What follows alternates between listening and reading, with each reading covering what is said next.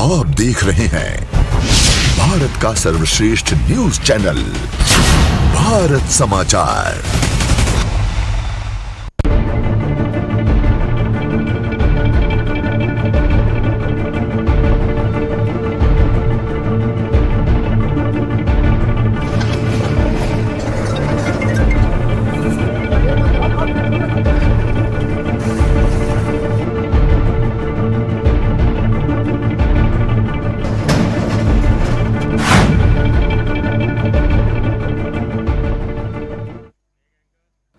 नमस्कार, भारत समाचार देख रहे हैं आप और मैं हूं आपके साथ प्रियव्रत दीक्षित। आज हम बात करने वाले हैं एक ऐसे जिले के बारे में जो अभी तक गुमनामी का जीवन जी रहा था, लेकिन आखिर अचानक ऐसा क्या हो गया कि उस जिले की चर्चा जो है वो पूरे उत्तर प्रदेश के साथ साथ पूरे देश में हो रही है। आखिर क्या है वो वजह, वो आज हम आपको बताएंगे।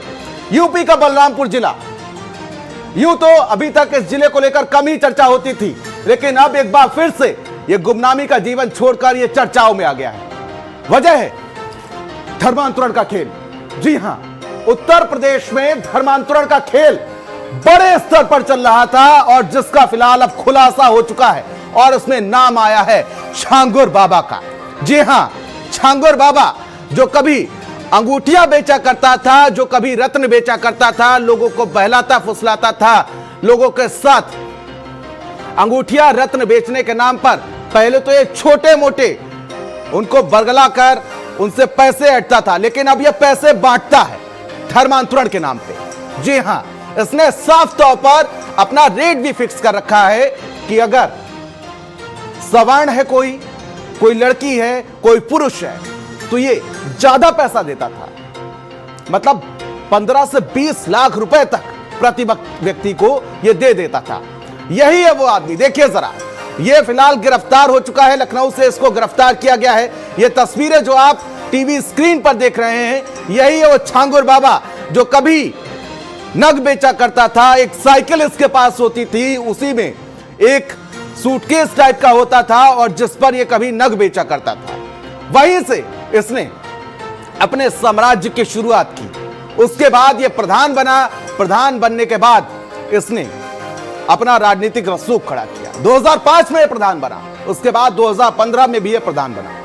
उसके बाद अगर बात की जाए तो इसने अपना पूरा सिंडिकेट शुरू किया।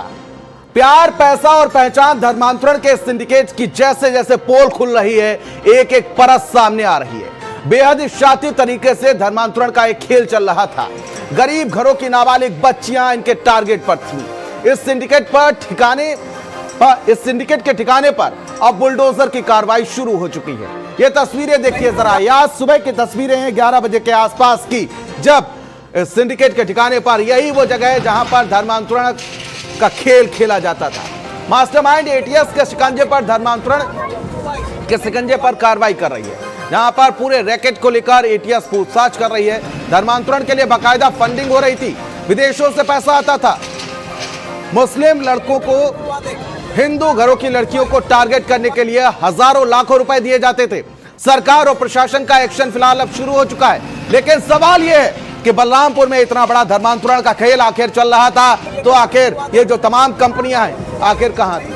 ये जो तमाम एजेंसियां हैं जो मोटे पैसे लेती हैं, मोटी सैलरियां लेती हैं, आखिर वो कहां थी जो अब इतने समय बाद? ये कोई ताजा मामला नहीं है। ये खेल लगभग 2010 के आसपास से चल रहा है और अभी तक ये एजेंसियां कहां थी? धर्मांतरण का खेल चला है। 100 करोड़ का फंड बना चुका था, लेकिन प्रशासन को इसकी भनक तक नहीं थी। आखिर ये पैसे कैसे आए, यूपी तक ये पैसे कैसे पहुंचे और लोगों को बांटा तक ये पैसा जा चुका है, आखिर इसकी भनक किसी को क्यों नहीं लगी? यूपी में लव जिहाद और धर्मांतरण के खिलाफ सख्त कानून है। अनुच्छेद 25 का जिक्र किया गया है, जिसमें साफ तौर पर कहा गया है कि किसी को भी बहला फुसलाकर, बलगराकर उसका धर्म परिवर्तन नहीं कराया जा सकता। लेकिन उसके बावजूद भी धर्म परिवर्तन का गंदा खेल चल रहा था। कारावास तक का प्रावधान है, लेकिन उसके बावजूद भी यहां पर सिस्टम फेल कैसे हो सकता है? प्रशासन की नाक के नीचे नाबालिग लड़कियों का ब्रेन वॉश किया जा रहा था, धर्म परिवर्तन कराया जा रहा था, लेकिन पूरा प्रशासनिक अमला नाकाम साबित हुआ। जब तक इस पर विश्व हिंदू परिषद जैसे संगठनों की आवाज नहीं उठी, एक पीड़ित लड़की ने केस नहीं दर्ज कराया, तब तक ये पूरा मामला दबा हुआ नजर आया। तो देखिए, धर्म की दलाली को लेकर ये बाबा बवाली, ये तस्वीरों में जो आप देख रहे हैं ये वही बाबा है जो कभी जलालुद्दीन नाम से जाना जाता था, जो कभी एक साइकिल पर अंगूठियां बेचा करता था, नग बेचता था। वो आज महंगी महंगी गाड़ियों में, ऑडी, फॉर्च्यूनर, मर्सिडीज, इन गाड़ियों में सफर करता है।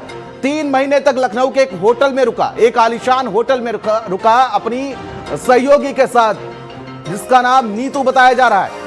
आखिर ये बवाली बाबा पर नजर क्यों नहीं पड़ी? इतना वक्त लगा इस बवाली बाबा पर नजर पड़ने में। तो देखिए, यूपी में धर्मांतरण विरोधी कानून सख्त है, लेकिन फिलहाल इस कानून में अगर बात की जाए तो दोषियों को उम्र कैद की सजा का प्रावधान है। धर्मांतरण के तहत दर्ज केस गैर जमानती है। पीड़ित से जुड़ा कोई भी व्यक्ति एफआईआर करा सकता है। इस कानून में कहा गया है 2021 से अब तक 10 साल की सजा का प्रावधान था। तो वहीं आपको बता दें कि यूपी में धर्मांतरण विरोधी सख्त कानून लागू है। 2020 में कानून लागू किया गया। दोषियों को उम्र कैद तक की सजा का प्रावधान है।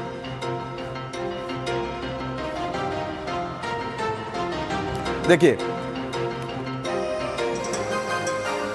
चलिए अब आपको रेट लिस्ट भी बता देते हैं।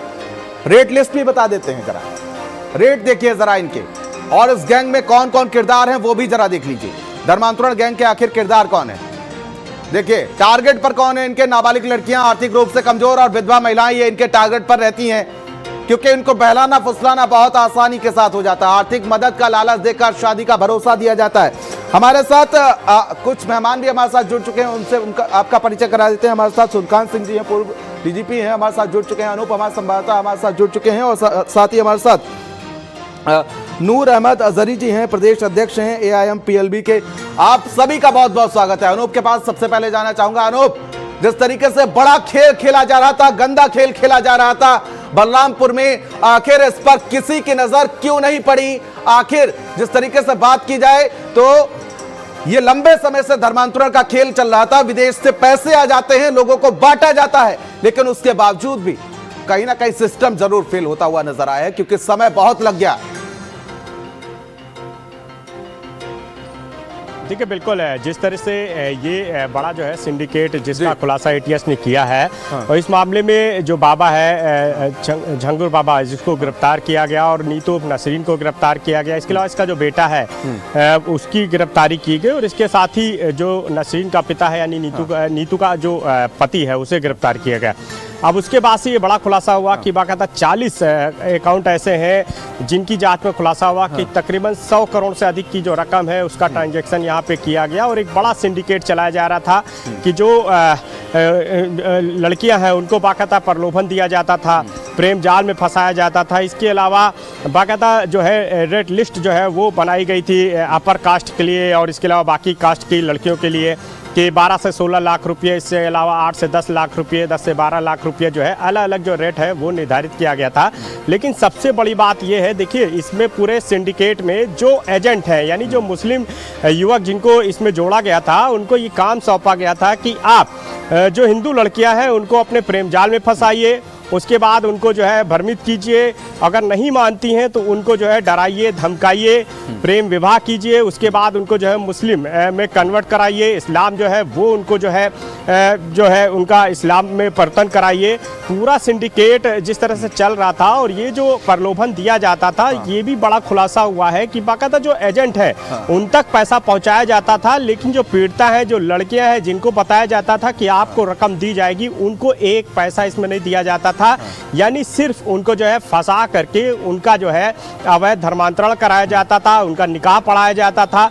चाहे अलीगढ़ की बात करें, बलरामपुर की बात करें, कई ऐसे जिले हैं जहां पे अलग अलग लड़कियों को ले जाया गया और वहां पे जबरन जो है उनका निकाह पढ़वाया गया। तो एक बड़ा सिंडिकेट जो है वो ATS ने खोला है। अब इसमें बलरामपुर में हमने देखा कि किस तरह से नीतू नसरीन का जो मकान है वो ये जो झंगुर बाबा है वो कब्जा किए हुआ था। लेकिन इस पूरी कार्रवाई को अगर हम देखें तो वास्तविकता है कि काफ़ी लेट जो है ये कार्रवाई की गई है, क्योंकि एक बड़ा सिंडिकेट पूरे देश में फैला है, और इस तरह से जो है हमारी जो लड़कियां हैं उनको बरगला रहा था, उनके साथ जो इस तरह से अवैध धर्मांतरण का जो गंदा खेल खेला जा रहा था। आखिर एजेंसियां क्या कर रही थी, लोकल पुलिस क्या कर रही थी, लाइव क्या कर रही थी। तो तमाम सवाल जो है कहीं ना कहीं प्रशासन और पुलिस पे उठना लाजमी है। लेकिन बहरहाल अब कार्रवाई की गई है और एटीएस का ये कहना है कि रिमांड पे जो है झंगुर बाबा और जो बाकी आरोपी हैं उनको लिया जाएगा और इसमें आगे अभी जो है और भी बड़ी कार्रवाई जो बाकी है, अभी बड़े बड़े खुलासे इसमें होने बाकी हैं कि आखिर ये रकम किन किन विदेशी कंट्रियों से यहाँ पे लाई गई थी, किस किस के अकाउंट है, पूरा सिंडिकेट जो नेटवर्क है इसमें कौन कौन लोग जुड़े थे और अभी कितनी पीड़िता है जिनको जो है इसका शिकार बनाया गया। तो तमाम सवाल है जिसको लेकर के एटीएस की टीमें अपना काम कर रही हैं और देखना होगा आने वाले वक्त में। मैं लौटूंगा आपके पास, हमारे साथ लेकिन एक और नूर अहमद अजहरी जी 16 अप्रैल से झंगुर बाबा यहाँ आपके पास नूर अहमद अजहरी जी हमारे साथ जुड़ चुके हैं। अजहरी जी, ये बड़ा खेल चल रहा था, किस तरीके से बरगलाया जाता था, लोगों को बहकाया जाता था, 20-20 लाख रुपए तक दिए जाते थे, यहां तक की रेट लिस्ट भी तय की जाती थी, मतलब साफ पता था कि कौन कितने में मानेगा। कैसे देखते हैं इस बाबत अमिताभ यश जी जो एडीजी लॉ एंड ऑर्डर है उनको सुना है। उन्होंने बताया है तकरीबन 100 करोड़ रुपए फंडिंग हुई है और इतने दिनों से जालसाजी चल रही है। हमने इसकी मजम्मत की है, इसकी निंदा की है, हमने मांग की है कि ऐसे जालिमों को, ऐसे बाबाओं को, ऐसे पाखंडियों को गिरफ्तार किया जाए, उन्हें सख्त से सख्त सजा दी जाए। ठीक है, मैं और आपकी साथ बात में से मैं ये सुन ले भाई मेरी बात दीक्षित जी।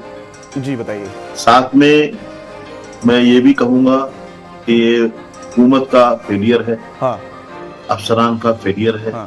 ये जो बड़े बड़े पदों पर जो हमारे खुफिया विभाग बैठा हुआ है उसका भी फेलियर है, खुफिया तंत्र का फेलियर है। तो उनको भी अपनी जिम्मेदारी समझनी चाहिए। मतलब क्या वहाँ डीएम नहीं, बलरामपुर जिले में डीएम भी होते थे, एसपी भी होते थे वहाँ पहले से ही 2010 से, जैसा कि आपने बताया है अभी। तो वो ये सब मामला कहाँ से आते थे, कैसे आते थे, इसकी जांच भी होनी चाहिए और ऐसे बाबाओं को एक लम्हे के लिए भी माफ नहीं करना चाहिए। मैं आपकी बात से पूरी तरह सहमत हूं, लेकिन हमारी आपकी नैतिक जिम्मेदारी भी बनती है। कोई अगर अपनी मर्जी से अगर धर्म परिवर्तन करना चाहता है तो कोई बात नहीं, लेकिन देखिए विदेशों से फंडिंग की जाती थी, विदेशों तक संपर्क है, 40 देशों की यात्रा कर चुका है एक मामूली सा व्यक्ति, और उसके बाद ये व्यक्ति 20-20 लाख रुपए बांटता था सिर्फ धर्मांतरण के नाम पे, फतवा जारी करते सर। बांटे हैं क्या उन लोगों से? ऐसे लोगों को निकाल के बाहर फेंक देना चाहिए। सुनो, बिल्कुल बिल्कुल बात सही। सुनिए ना दीक्षित जी, क्या ऐसे लोगों से आपकी बातचीत हुई है जिन लोगों को उन्होंने पैसे दिए हैं? जो नौजवान अभी बता रहे थे अनूप भाई शायद, कि मतलब बहुत सारे नौजवानों को पैसे दिए जाते थे, औरतों को, लड़कियों को पैसे नहीं दिए जाते थे। तो मैं पूछ रहा हूँ क्या ऐसे नौजवानों से कुछ बातचीत हुई है क्या आपकी? ऐसे लोग सामने आए, ऐसे लोग भी खंगाले जाएं, ऐसे लोग भी लाए जाएं सामने? सर थोड़ी देर रुकिए, ताकि सर थोड़ी देर रुकिए, मैं इसको भी बेनकाब करूंगा। हमारे साथ एक पीड़ित भी जुड़ेंगी, मैं इसको भी बेनकाब करूंगा सर कि कौन होगा वो और कहां तक पैसा पहुंचता था, कैसे पहुंचता था, इस पूरी बात का जिक्र करूंगा मैं आपसे, और जवाब भी इसका तैयार रखिएगा। पूर्व डीजीपी हमारे साथ जुड़े हुए हैं सुलखान सिंह जी। सर बड़ी संख्या में ये ऐसे हॉटस्पॉट आजकल यूपी में उत्पन्न हो चुके हैं, चाहे अभी हम बात करें तो प्रयागराज में भी एक ऐसा ही मामला सामने आया था जहां पर उसका कनेक्शन सीधे केरल से निकला था कि कुछ लड़कियों को बरगला कर केरल ले जाया जा रहा था और वहां पर उनको आतंकी ट्रेनिंग तक दी जा रही थी हिंदू लड़कियों को। यह पूरा जो गांव था वो दलितों का गांव था और वहां पर उनको बरगलाया जाता था, उनको ट्रेनिंग दी जाती थी, आतंकी ट्रेनिंग दी जाती थी। लेकिन उसके बावजूद देखिए अब ये पूरा नया मामला बलरामपुर में सामने आया है। कैसे देखते हैं आप इसको? ये काफ़ी दिनों से ये बात ऐसी रही है हिंदुस्तान में, और हिंदुस्तान क्या बल्कि ये यूरोप में और हमारे साउथ ईस्ट एशिया के कुछ देशों में भी ये गैर कानूनी एक संगठित रूप से कन्वर्जन कराने की बात ये सामने आती रही है पहले भी। जो हिंदुस्तान में सबसे पहले केरल में क्रिश्चियन बिशप काउंसिल ने ये बात 2009 में सामने रखी थी कि क्रिश्चियन लड़कियों को एक कन्वर्ट करने का एक कोई प्रोग्राम चल रहा है, लेकिन कोई ऐसा उसमें आंकड़ा सामने नहीं आया और कोई बात उसमें बात आगे नहीं बढ़ी। यूरोप में भी ये बात कई बार कही गई है कि क्रिश्चियन लड़कियों को खास तौर पे टारगेट किया जा रहा है इस पर। उसके बाद एक हमारे यहाँ जो और देखने में आया मामला जो है, केरल कैथोलिक बिशप काउंसिल ने 2006 से 9 के बीच में बताया कि करीब 4,500 लड़कियों को कन्वर्ट किया गया केरल में। अभी देखिए केरल में ही बात ज़्यादा सामने आ रही है। ठीक है, तो ये केरल घटनाएं हैं सर, लेकिन फेलियर कहाँ पर है? नहीं, इसको देखिए कैसे बात चली है ये। केरल में ही 2010 में वहाँ के चीफ मिनिस्टर BS अच्युतानंदन ने बताया कि कन्वर्जन की एक साजिश सी चल रही है। ऑफिशियल ये वर्जन है उनका, मुख्यमंत्री जी का। 2014 में वहाँ के CM ओमन चंडी ने बताया कि 2006 से 14 के बीच में 2667 लड़कियों का कन्वर्जन किया गया है। और एक और बड़ा फेमस केस हुआ था, सुप्रीम कोर्ट तक गया, हादिया केस के नाम से वो मशहूर है, जिसमें एक लड़की की शादी कराई गई धर्म परिवर्तन करा करके। उसमें हाई कोर्ट ने वो शादी गैरकानूनी करार दे दिया। फिर सुप्रीम कोर्ट ने वो शादी तो कानूनी करार दिया, लेकिन सर आपके कार्यकाल में भी ऐसे कुछ मामले सामने आए थे, प्रकाश में आए थे क्या? नहीं, ऐसा कोई मेरे कार्यकाल में नहीं लेकिन आया। सिस्टम सर फेल कहाँ हो जाता है? लेकिन ये एकदम से पूरा मामला नहीं होता है सर, कि एकदम से किसी लड़की को, किसी व्यक्ति को बरगला दिया गया कि भाई सेट कर दिया माइंड में कि हमको अपना धर्म बदलना है। एकदम से नहीं होता सर, ये बड़ा खेल चल रहा होता है। अभी तक किसी ऐसे बड़े खेल की बातें सामने नहीं आई हैं इसके पहले। अब इस केस में क्या होता है ये तो सामने आगे आएगा। ये लोग गरीब लड़कियों को, गरीब तबके को, ऐसे लोगों को टारगेट कर लेते हैं तो जो बहुत आसानी से धर्म परिवर्तन कर लेते हैं अपना। और कुछ लोग जो हैं वो धर्म परिवर्तन करते हैं, बाद में जब उनका डिसल्यूजनमेंट होता है तो कहते हैं हमको धोखे से धर्म परिवर्तन करा लिया। ये भी होता है इस तरह का मामला करके। क्योंकि ये बात कहा भी 4000 लोगों को परिवर्तित किया गया। और यही नहीं, इसमें केरल के केस में PFI ने सारी फंडिंग किया इसमें जो है, और करीब 1 करोड़ फीस उन्होंने वकीलों को दिया जी, PFI ने। अब वो अगर इंडिविजुअल केस है तो उस केस में PFI क्यों फंडिंग कर रही है, ये विचार किया जाना चाहिए इस पर। PFI का इससे क्या ताल्लुक है, तो ये इस पर विचार किया जाना चाहिए। तो ये एक खेल, ये तो कहा जा सकता है कि कुछ लोग जो हैं एक संगठित रूप से कन्वर्जन करने के लिए सक्रिय हैं। अब जहाँ तक इसकी बात है कि इसमें इतना देर क्यों हुई, तो देर की बात तो कुछ नहीं कही जा सकती। सूचनाएं पुलिस के पास आती हैं, इंटेलिजेंस का इतना स्टाफ नहीं है कि वो पूरी सूचना कर सकें, फिर भी काफी काम कर रहे हैं। अब उन लोगों ने किया उसको जो है, तो मैं फेलियर तो नहीं मानता इसको। आफ्टर वर्कआउट कर लिया है तो फेलियर कैसे कहा जाए उसको। और लंबा समय ले लिया। पूरी दुनिया में कहीं भी इतना नहीं होता कि तुरंत पता लग जाए। बड़ी बड़ी एजेंसियां नहीं कर पाती हैं, तो ये पुलिस इसमें बधाई की बात है। हमारे पास कई सिस्टम्स होते हैं LIU से लेकर, जो जिनको पुलिस का पत्रकार कहा जाता है। बिल्कुल देहाती टाइप के सिस्टम है हमारे यहाँ। अगर आप देखें, बदलाव जरूरत है कैसा? CIA और ये बाकी मोसाद को देखें, जिनकी जो उनके संसाधन है, जो उनके रिसोर्सेज हैं, उनकी मैन पावर है, उसके आगे आप लोग तो बिल्कुल देहाती पोस्ट ऑफिस की तरह भी नहीं हो पाते हैं। तो सरकार को चाहिए कि इंटेलिजेंस को। डॉक्टर HS रावत जी हमारे साथ जुड़ चुके हैं, हिंदू धर्म गुरु हैं। सर बहुत बहुत स्वागत है आपका। लेकिन सर, जिस तरीके से पिछले कुछ दिनों से देखा गया है, घटनाएं लगातार बढ़ रही हैं और लोगों को बरगलाया जा रहा है, बहकाया जा रहा है, एन केन प्राकरण कैसे भी करके बस धर्म परिवर्तन कर लो, बाकी हम तुम्हारे साथ हैं। ये बहुत पहले से चल रहा है। अभी तो सोशल मीडिया बहुत बढ़ गया, तो इसलिए ये केस सामने आ जाते हैं और जो लड़कियां हैं या जो लोग हैं, पड़ोसी हैं, वो बता देते हैं सोशल मीडिया पे, इस प्रकार की क्लिप डाल देते हैं कि ऐसा हो रहा है। नहीं तो अगर देखा जाए तो सिमी के टाइम पर तो बहुत बुरा हाल था और उससे पहले भी बहुत बुरा हाल था। बाकायदा जो रेट फिक्स आपने बताए थे वो बहुत पहले के थे। अभी क्या है, जिहाद है इस्लाम के अंदर, एक जिहाद है। जैसे जाकिर नाइक चीख चीख के बोलता था कि इस्लाम के अंदर एक चीज है कि जहाँ पर काफिर दिखे उसको काट डालो, मार डालो, यही खुदा का संदेश है। और इनकी जो औरतें होती हैं ये इस्लामिक लोगों के इस्तेमाल के लिए होती है, ये खेती होती है, इनका इस्तेमाल आप करिए। इस प्रकार की घिनौनी स्पीचें एक जाकिर नाइक दिया करता था और पाकिस्तान के अंदर हर मौलाना इसी प्रकार की स्पीच देता है। तो अब आपको पता है, तलवार के बल पर, तोपों के बल पर तो आप किसी का धर्म परिवर्तन करा नहीं सकते, क्योंकि UNO बना हुआ है और सारे कंट्रीज इसका विरोध करेंगे।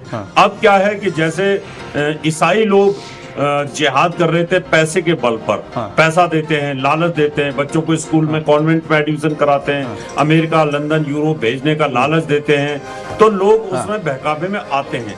अब यही इस्लामिक लोगों ने भी करना शुरू किया, वहां से पैसा आना शुरू हुआ मौलानाओं के पास। अभी देखिए गाजियाबाद के अंदर एक मौलाना किस प्रकार से बच्चों का ब्रेन वॉश करके और उनका धर्म परिवर्तन करा रहा था। बहुत सारी पहले फिल्मों के माध्यम से जिहाद चल रही थी।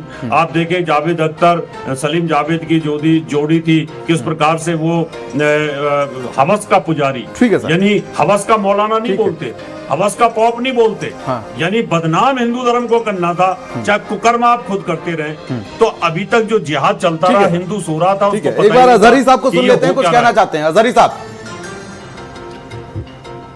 देखिए रावत जी हमारे अच्छे, हमारे साथ में बहुत बार रहे हैं। रावत जी हमारी मिजाज से वाकिफ होंगे, मैं भी उनकी मिजाज से वाकिफ हूँ। मैं रावत जी से बहुत अदब के साथ कह रहा हूँ कि जिहाद लफ्ज को बदनाम न कीजिए।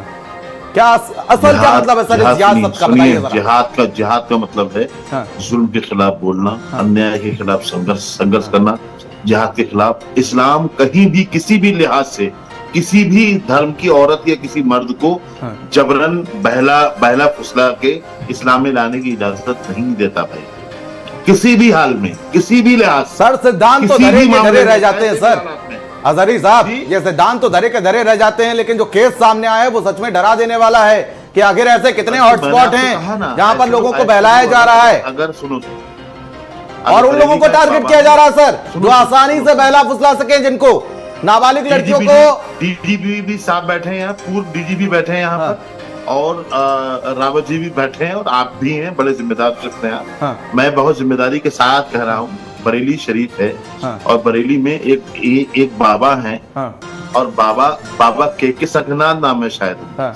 वो ऐलानिया कहते हैं। अभी उनका एक ऐलान आया है कि 79 लड़कियों, मुस्लिम लड़कियों को हमने हिंदू कर दिया, और वो आए दिन बाकायदा मीडिया को रिपोर्ट देते हैं, आज हमने देखो ये शादी कराई है, आज हमने ये शादी कराई है, आए दिन। और ये ऐलान करते हैं कि हम इन्हें 1 लाख रुपए दे। और सुरेश चौहान के से लेकर के सैकड़ों बाबा और साधुओं के वीडियो आपको दिखा सकता हूँ मैं, जो रोज ये ऐलान करते हैं कि मुसलमान लड़की को ले आओ और हम उसके साथ उसको जो लेकर के आएगा उसको इतना इनाम देंगे। क्या इनके लिए कानून है कोई या नहीं है? सर धर्मांतरण कानून आपने सही से नहीं पढ़ा सर, किसी जिम्मेदार आदमी की आप हमें नहीं, धर्मांतरण कानून फिर आपने नहीं पढ़ा, धर्मांतरण कानून आपने नहीं पढ़ा सर। फिर उसमें साफ तौर पर कहा गया है अनुच्छेद 25 में कि आप अगर बरगलाएंगे, बहकाएंगे, फुसलाएंगे, किसी को जबरन धर्म परिवर्तन कराएंगे तो कानूनी कार्रवाई के लिए तैयार रहिए। रावत साहब जी, अब बात हो रही है कि कई ऐसे हिंदू धर्मगुरु हैं जो मुस्लिमों को टारगेट करते हैं, कह रहे हैं कि उनको 1-1 लाख का इनाम दिया जाता है, तो इनको बताइए जरा। अशोक चौहान के याद नहीं आते इनको? बोलो ना, हिम्मत हो तो आप में। ट्रेवर जी मैं बताऊं, अजारी साहब विद्वान आदमी है, इस्लाम के जानकार हैं, जिसमें कोई दो राय नहीं है, लेकिन मुझे हैरानी ये होती है कि सच्चाई जानते हुए भी जब पैनल के ऊपर, टीवी मीडिया के ऊपर जब ये सच्चाई को छुपाते हैं, तो मुझे ऐसा लगता है कि जो इस्लाम धर्म के रहनुमा हैं, अगर वही सच्चाई को नहीं बताएंगे, वही झूठ बोलेंगे, तो इस्लाम में लोग कैसे विश्वास करेंगे? मुझे ये समझ नहीं आती है। इनको अच्छी तरीके से पैसा कहां से आ रहा है? आपको पता है फंडिंग कहां से हो रही है? आपको पता है कजवा हिंद चल रहा है?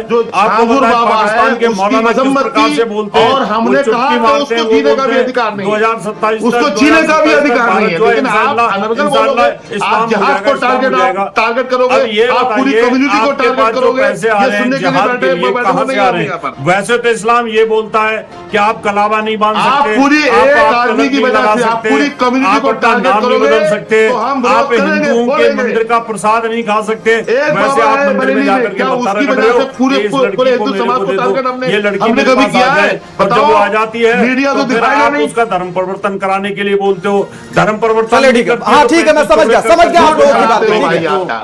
ठीक है सर, आप दोनों की बात मेरे सामने आ गई। अब हम आपको एक ऐसी पीड़िता से मिलवाने जा रहे हैं जिससे पहले तो वो हिंदू थी, लेकिन उसके बाद एक मुस्लिम लड़का उनसे मुलाकात करता है, वो भी अमित बनकर उनसे मुलाकात करता है, और मुलाकात करने के बाद उनको अपने प्रेम जाल में फंसा लेता है, धर्म परिवर्तन कराया जाता है, गंदा खेल खेला जाता है। हमारे साथ वही पीड़िता हमारे साथ मौजूद है। अमित बनकर मिला फिर भाई उसने धर्म परिवर्तन कैसे? ठीक है सर, बात आ गई, सुन लेते हैं जरा। मैंने आपसे कहा था कि मैं आज पीड़ित को भी लेकर आऊंगा और पर्दाफाश करूंगा उस चीज का कि आखिर ये पूरा सिंडिकेट चल कैसे रहा है। हमारे साथ वो पीड़िता मौजूद है, कैसे क्या हुआ था जरा आप विस्तार से बताएंगी क्या? जी, मैं बिल्कुल बताना चाहूंगी। सबसे पहले मैं बताऊंगी जो छांगुर पीर बाबा है, ये तो गैंग का सरगना है। अभी इसमें बहुतों की गिरफ्तारी बाकी है, जो प्रशासन की घोर लापरवाही जिसे कह सकते हैं वो है।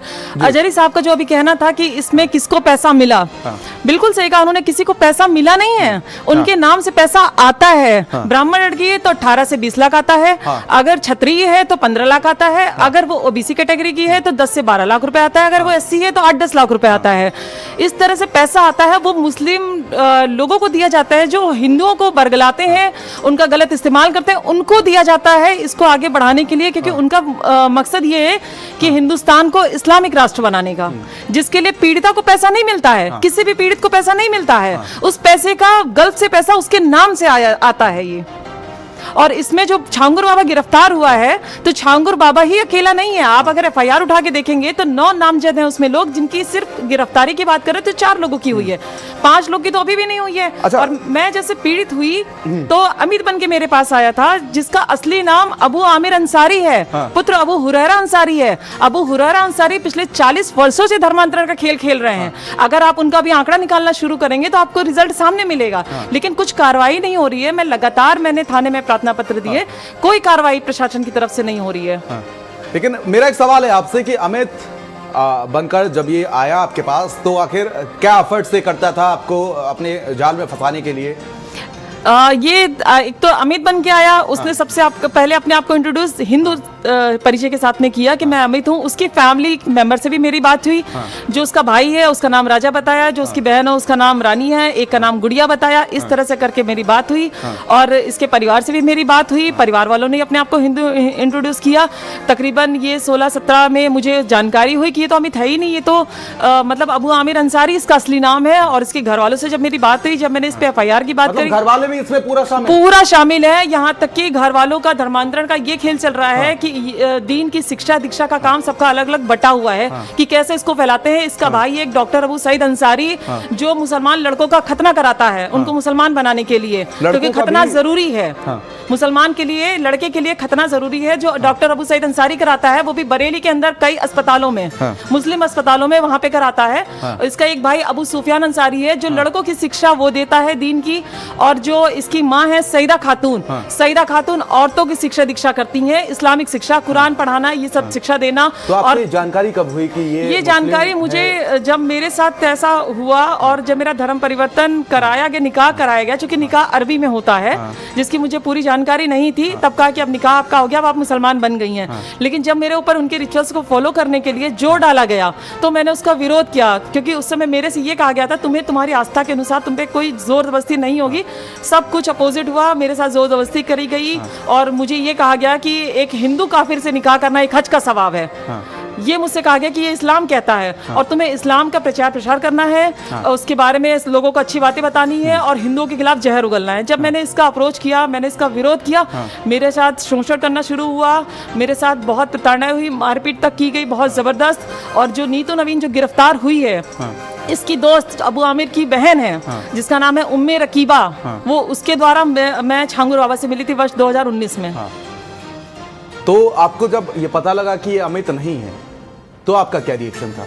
मैं बहुत शॉक्ड थी, चूंकि जैसे इसमें 2 तरीके के धर्मांतरण के खेल होते हैं। एक तो प्रेम जाल में फंसाना, दूसरा होता है कि जो कमजोर वर्ग होता है उसको पैसों से प्रलोभित करना।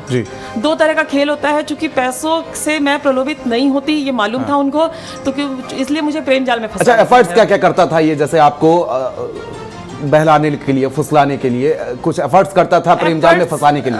मतलब ये कि बहुत अच्छे से बात करना, अपने आप को बहुत अच्छा दिखाना, बहुत अच्छा साबित करना कि नहीं मैं ही सब कुछ हूँ, तुम्हारे पेरेंट्स भी उतने कुछ नहीं है जितना मैं तुम्हारे लिए सोचता और करता हूँ, मेरा परिवार तुम्हारे लिए देखो इतना सम्मान करता है, हमारी शादी होगी तो कितना अच्छे से रहोगी, तुम्हारा परिवार भी उतना तुम्हें नहीं समझ पाता। इस तरह के एफर्ट्स करते हैं।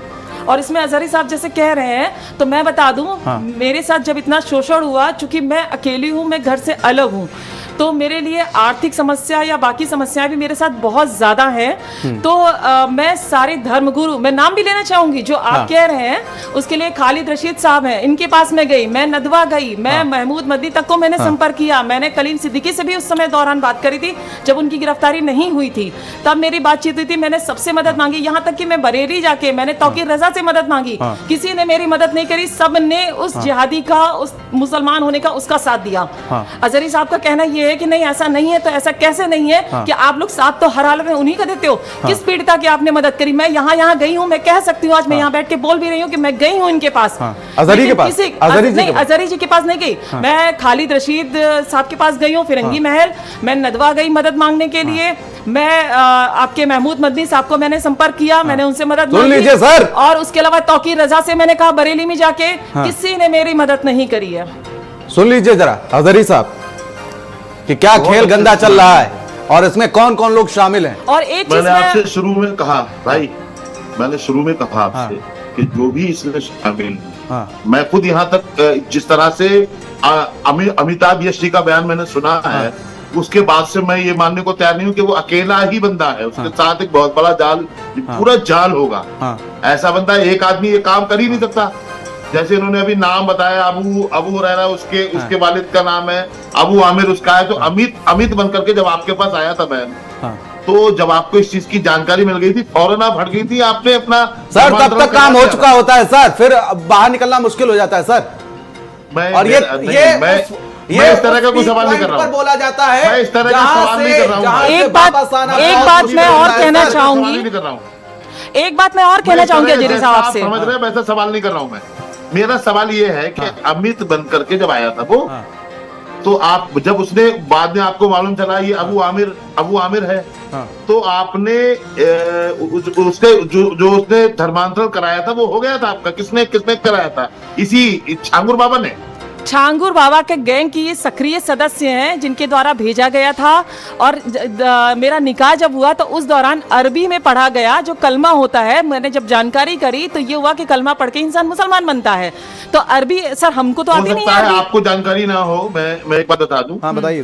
जो निकाह होता है जिस जबान में जिस देश में लोग होते हैं उसी जबान में होता है जिस जबान की जानकारी। कलमा क्या कलमा जो होता है उसी जबान में होती है। क्या कलमा हिंदी में पढ़ा जाता है? पढ़ा जाता है।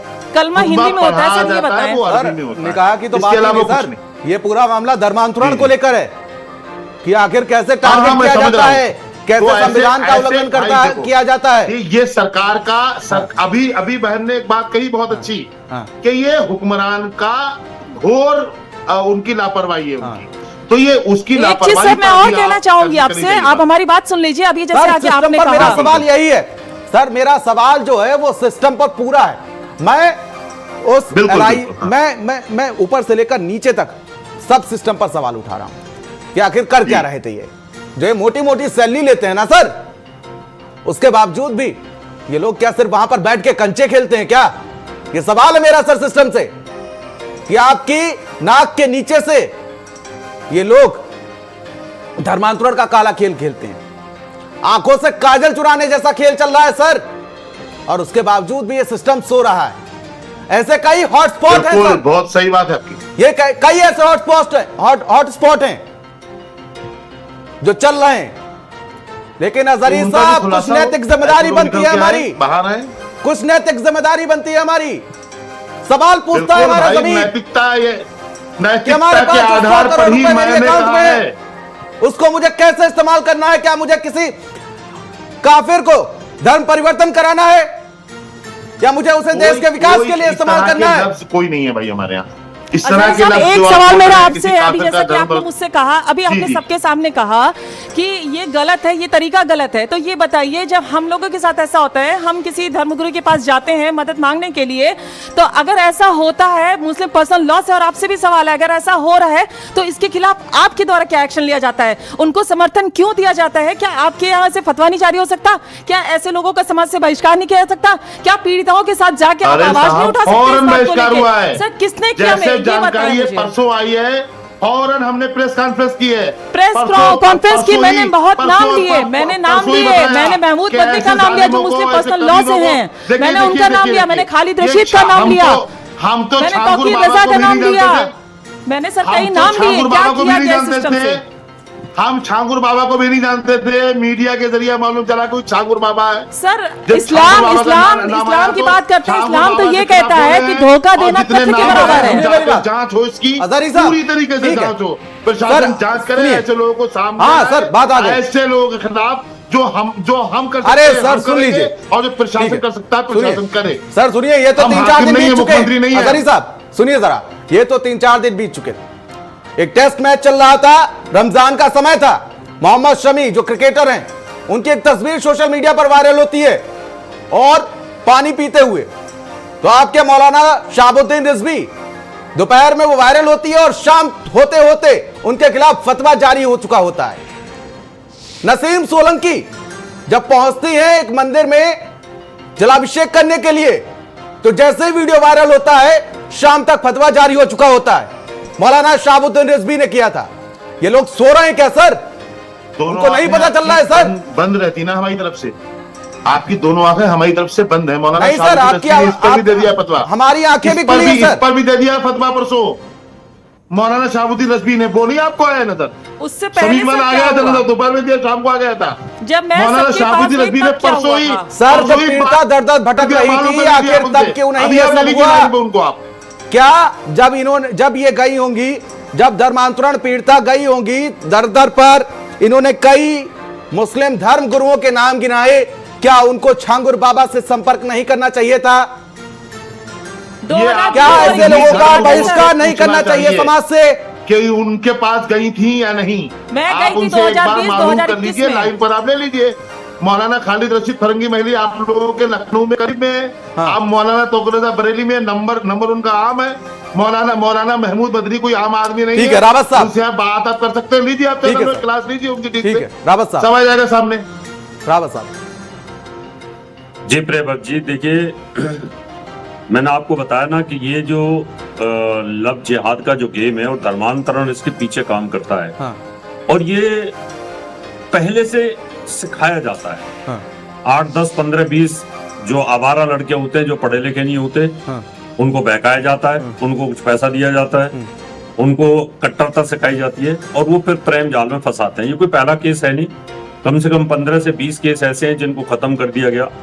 जो एक देशवाल लड़की थी लुधियाना की, उसको उसी की फैक्ट्री के अंदर वहां पर मोहित बन के उसको फंसाया, फिर उसने धर्म परिवर्तन करने से मना कर दिया, तो मेरठ में लाकर के, मेरठ के पास एक दौराला गांव था, वहां जाकर के उसके टुकड़े टुकड़े करके उसको खेत में दबा दिया।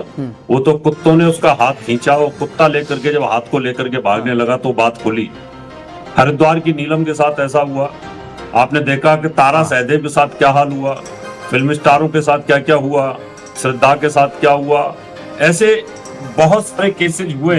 वो केस खुल जाते हैं तो वो टीवी पे आ जाते हैं, और ऐसे हजारों केस हैं जो खुलते ही नहीं है। हाँ। और वो लड़कियां नर्क बन गई हैं। हाँ। या तो उनको बेच हमारे दिया साथ जाता जो है, होता है वो तो कई टीवी केस पर नहीं ऐसे आए आता जो है बंबई में उन लड़कियों को बेच दिया गया जाकर आया तो के। इतना आया घिनौना तो काम कम से चल कम रहा है। गलत धर्म आदमी का परिवर्तन अगर चेहरा किसी ने चेहरा नहीं किया सामने और तो उसके उसको ऐसे बेच दो चेहरे उठा पर करके, लानत। या उसको मार दो उठा करके। कोई एक लेकिन जो केस ऐसा हमारे नहीं है साथ होता है कि वो किसी भी तो मुसलमान टीवी लड़की पर ने अगर नहीं आता शादी है। करी हो टीवी वाले तो भी नहीं सबसे दिखाते पहली हैं शर्त ये उसको। होती है कि अगर मुस्लिम लड़की किसी हिंदू से लड़के शादी कर ले तो उसको तो पहली बात वो एक्सेप्ट नहीं करते, और जब तक वो लड़का धर्म परिवर्तन ना कर ले। अब इस प्रकार से देश थोड़ी चलता है, देश तो संविधान से चलता है ना। अगर इस प्रकार की चीजें पकड़ी जा रही हैं तो प्रेवर जी जो सख्त कानून है वो हमारे देश के अंदर तो पूरा नेशनल कानून भी होना चाहिए उत्तर प्रदेश के अलावा, और ऐसे लोगों पर सख्त कार्रवाई होनी चाहिए। और जो बाहर से फंडिंग आ रही है जिन मौलानाओं को इस गंदे काम के लिए, उन पर भी सख्त एक्शन की जरूरत है। ऐसे लोगों पर फांसी की सजा होनी चाहिए। अभी इस बेचारी लड़की का क्या कसूर है, इसकी जीवन को बर्बाद करके रख दिया। वैसे इस्लाम कहता है कि हम अपने दीन के कट्टर हैं, लेकिन प्रेम के लिए, फंसाने के लिए, जिहाद के लिए, अरे धर्म एक आदमी परिवर्तन की कराने वजह से के आप लिए पूरे इस्लाम कुछ भी को कर गुमराह सकते करने हैं, में करें, तिलक भी लगा सकते हैं, है ना, कलावा भी पहन सकते हैं, नाम भी परिवर्तन एक कर आदमी सकते जालिम हैं, है, सारे काम कर मजबूत सकते दिखला है, हैं। कमीज सर, इसलिए आदमी तो ऐसी एक है, वजह लेकिन से सर वो अपने अंदर यही कई कहना आदमियों को चाहूंगा, रखता था। सावधान रहने की आवश्यकता है। अरे सर, सबसे बड़ी आदमी बात तो है एक सावधान है, रहने की लेकिन आवश्यकता अपने है। अंडर में नहीं कितने तो आदमियों जीवन को ऐसे ही रखता था, बर्बाद ये भी होता बात है ना रहेगा। सर। 40 ऐसे लोग मिले हैं जिनके अकाउंट में पैसे आए हैं। 40 सर 40। आप एक की बात कर रहे हैं। क्या है सरकार बताइए, मैं आप 40 सर 40 ये देखिए जरा, मैं विजुअल दिखा देता हूं जरा कि किस तरीके से जो ठिकाना है जहां पर अधर्म का पूरा धंधा चलता था, वहां पर किस तरीके से जो कार्रवाई की जा रही है उसको पूरी तरह से ध्वस्त किया गया है। सुबह से ही बुलडोजर की कार्रवाई लगातार चल रही थी। बलरामपुर से तस्वीरें, लाइव तस्वीरें जो आलिशान कोठी बनाई थी बलरामपुर में, वो फिलहाल अब ध्वस्त कर दी गई है। तस्वीरें देखिए जरा, ये लाइव तस्वीरें बलरामपुर से सामने आ रही हैं। सुबह से ही बाबा का बुलडोजर यहां पर गरज रहा है और सुबह से ही यहां पर कार्रवाई की जा रही है। ये देखिए, ये लाइव तस्वीरें आपकी टीवी स्क्रीन पर आप देख सकते हैं, जहां पर अब जो आलीशान महल था, जहां पर धर्मांतरण कराया जाता था, जहां पर ये गंदा खेल चल रहा था, गंदा है पर धंधा है चल रहा था, लेकिन उसके बावजूद भी यहां पर कार्रवाई जो है वो की जा रही है। जैसे ही ये पूरा मामला प्रकाश में आया, लगातार कार्रवाई की जा रही है। हमारे साथ सुलखान जी हमारे साथ मौजूद हैं, पूर्व डीजीपी हैं। सर, आपने सुना दोनों पक्षों को, साथ ही साथ पीड़िता भी हमारे साथ मौजूद हैं। बड़े आंकड़े पर ये धर्मांतरण का खेल चल रहा है, कुछ मामले प्रकाश में आ जाते हैं, कुछ दबा दिए जाते हैं। आपने भी कहा सर ये सिस्टम का फेलियर है, उतने अभी हम हाईटेक नहीं हुए हैं, कैसे देखते हैं सर ये इस केस के बारे में तो बहुत ज़्यादा जानकारी मुझको नहीं है। हाँ। लेकिन मैं फिर इस बात को ही कहूँगा हाँ। कि जो यूपी में कानून बना है हाँ। वो काफ़ी इफ़ेक्टिव कानून है। हाँ। और उसका पालन करना चाहिए, और उसमें पीड़ित व्यक्ति जिसका धर्मांतरण गलत तरीके से कराया गया है या उससे जुड़ा हुआ कोई व्यक्ति रिपोर्ट कर सकता है, तो इसकी रिपोर्ट लिखी जानी चाहिए तुरंत थाने में, अगर कोई ऐसा मामला सामने आता है, और उसका इन्वेस्टिगेशन करना चाहिए। सर, हिंदुओं को ही क्यों हम देखते हैं कि ईसाई जो होते हैं वो भी हिंदुओं को ही टारगेट करते हैं, जो मुस्लिम होते हैं वो ही हिंदुओं को टारगेट करते हैं, हिंदुओं को ही टारगेट क्यों किया जाता है? मैं एक चीज बताना चाहूंगी। इसलिए टारगेट करते हैं क्योंकि इनका मानना है कि कुरान कहता है, अल्लाह कहता है कि एक हिंदू काफिर, जिसे काफिर कहा जाता है, हिंदू काफिर से निकाह करना या उसे अपने मजहब में लाना एक हज का सवाब है। और हज सबसे क्यों सर ये लिखा नहीं है? या आप गलत बात कर रही हो। ये गलत बात कहाँ से होगी सर? ये तो कुरान कह रहा है ना। नहीं, हिंदू क्या है सर? हिंदू ही तो सच तो सर सिर्फ आपका इस्लाम बोलता है और सिर्फ आप बोलते हैं सर। हिंदुस्तान में हिंदू ही की तो तादाद ज्यादा है, जिसको कन्वर्ट कराने का ये चल रहा है प्रोपेगेंडा। गलत बात कर रही हो आप तो। ऐसा सर गलत कहाँ से कर रही हो आप? मुझे बताएं ना, क्यों इस्लाम नहीं कहता है किसी को धोखा देना एक कत्ल के बराबर? इस्लाम नहीं कहता है। आप लोग क्या कर रहे थे अब तक ही? क्यों किसी को सामने नहीं लेकर आए? जब मैं सबके पास पहुंची, अगर धोखा देना एक कत्ल का है तो क्यों नहीं एक्शन लिया जाता है इस पे? तब ये संविधान को क्यों नहीं मानते हैं आप लोग? तब अपना आप प्रोपेगेंडा क्यों इस्तेमाल करते हैं?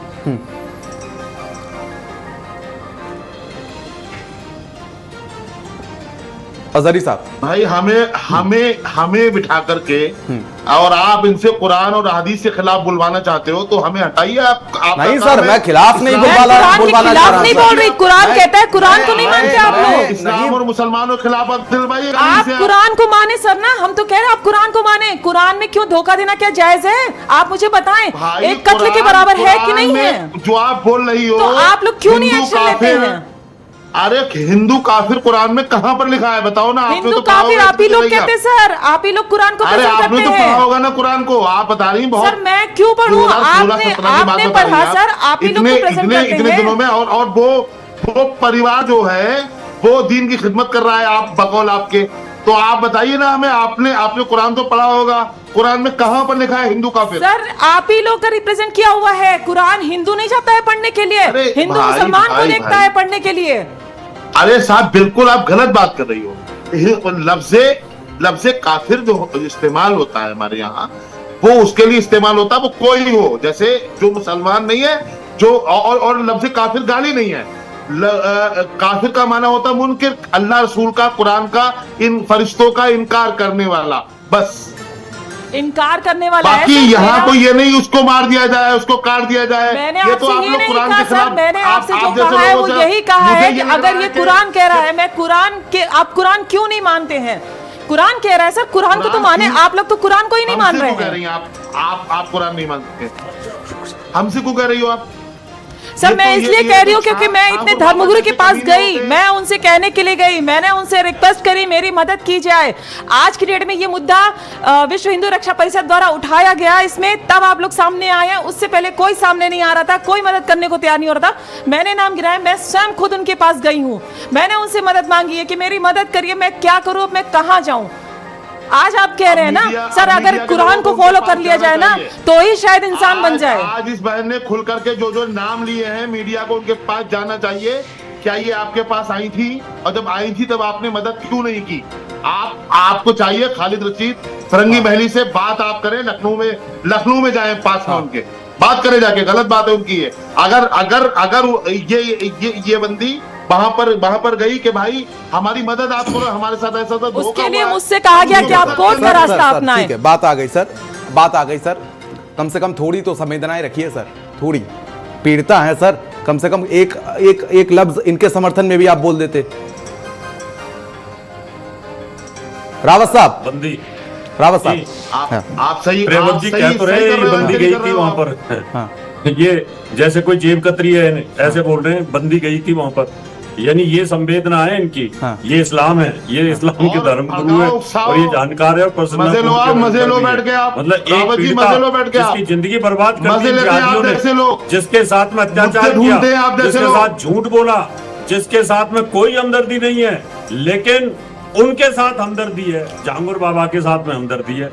वो कह रहे नहीं इस्लाम, अरे जब 15 साल से लगातार पीस टीवी के ऊपर आप लोगों की होंगी, 15 साल से लगातार जाकिर नाइक ये बोल रहा था, ये बोलता था कि जहां पर काफिर दिखे उसको मार दो, उसको कत्ल कर दो।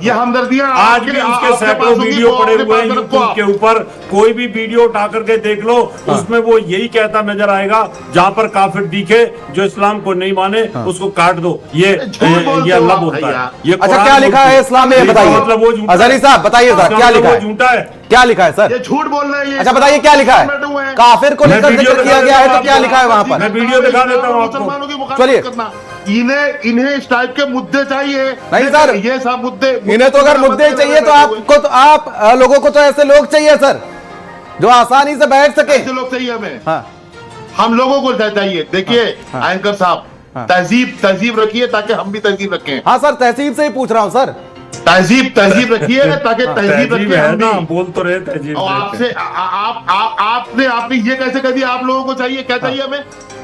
सर मैं आप लोगों से मतलब था जहांगीर बाबा जैसे लोग जो लोगों को टारगेट करते हैं सर। तो हम लोग कौन होते हैं यार? जो जालिम है पकड़ो ना उसे। सरकार का पकड़ा तो गया है सर, लेकिन बहिष्कार करना चाहिए सर ऐसे लोगों का, और आपको भी साथ देना चाहिए। जो तमाम संगठन है, 8-9 साल से सरकार जो संगठन है सर, जो संगठन है उनको भी ऐसे लोगों का बहिष्कार करना चाहिए और कॉलर पकड़ के दे देना चाहिए। अगर जरा सी जानकारी मिलती है, जरा सी भनक लगती है तो कॉलर पकड़ के उन लोगों को वर्दियां पहनवा दो, हमें आप वर्दी पहनवा दो, हम बता देंगे। वर्दी पहनाने की जरूरत से ज्यादा एक सामाजिक होना जरूरी है। अगर आप मुस्लिम स्कॉलर हैं या मुस्लिम हैं तो आप सर मुसलमान का साथ दे रहे हैं तो उसकी वजह हमें बताइए ना। बैठे हुए रावत जी, ये रावत जी मिर्ची लगा रहे हैं, बताइए बरेली के अंदर जो खेल चल रहा है, अभी इस गैंग द्वारा किया जा रहा है, क्यों हो रहा है? नहीं, देखिए मैं मिर्ची लगाने के लिए नहीं बैठा।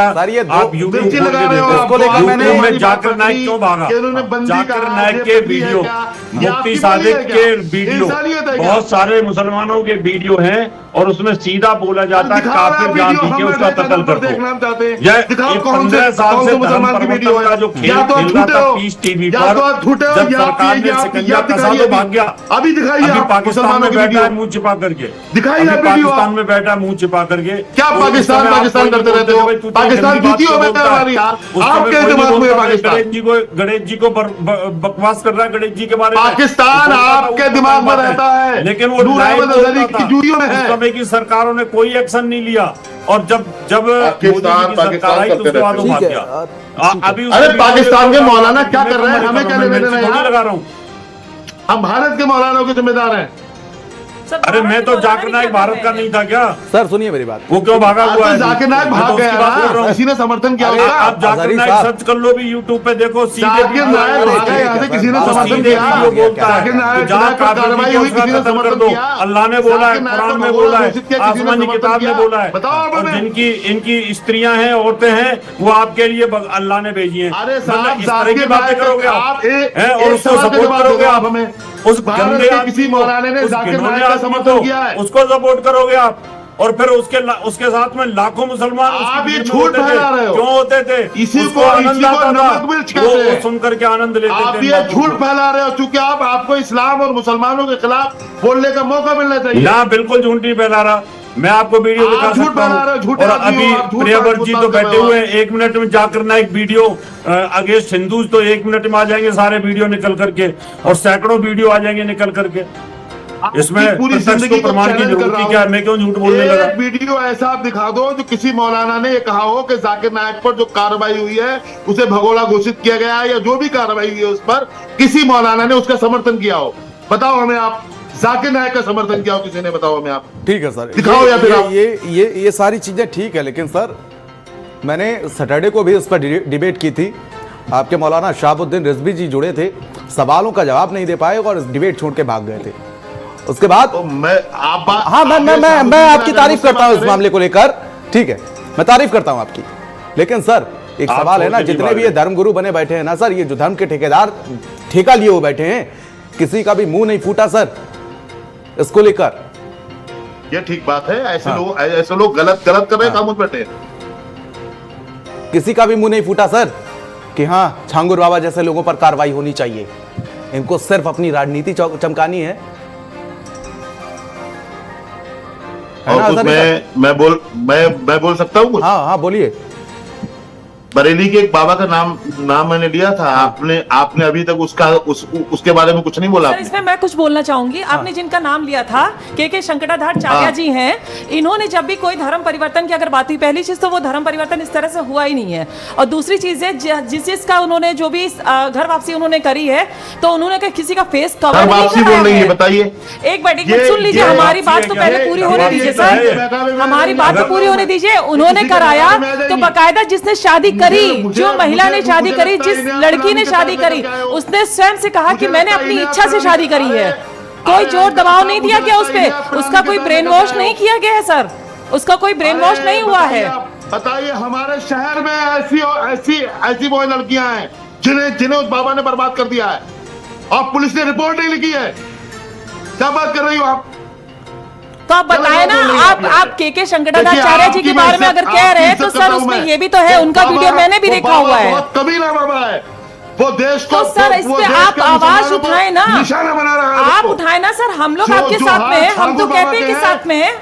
हिंदू समाज कहाँ पीछे हटता है उससे? हिंदू समाज तो स्टैंड करता है सर। उस बाबा के आप बताएं ना सर, वो बकायदा वीडियो बनवाते हैं कि कोई जोर जबरदस्ती हो रही नहीं हो रही, आप स्वयं बताएं। उसको संरक्षण दे रखा है सरकार ने, उसको संरक्षण कैसे कह सकते हैं? यहाँ पे का कोई संरक्षण है? कोई मौलाना आके बनवाता है वीडियो कि किसी का धर्मांतरण हो रहा है, इच्छा से हो रहा है कि कैसे हो रहा है? यहाँ पे क्या सही सिस्टम है? नहीं है। आप गलत बोल रही हैं सर, गलत आप कह रहे हैं ना, मैं तो बता रही हूँ ना सर, मैं सफर मैंने किया है सर, आपकी बेटी करती तो शायद पता चलता। भारतीय जनता पार्टी के लोगों ने बाकायदा इस्लाम के खिलाफ बुलवाने के लिए तैयार किया है। किसको?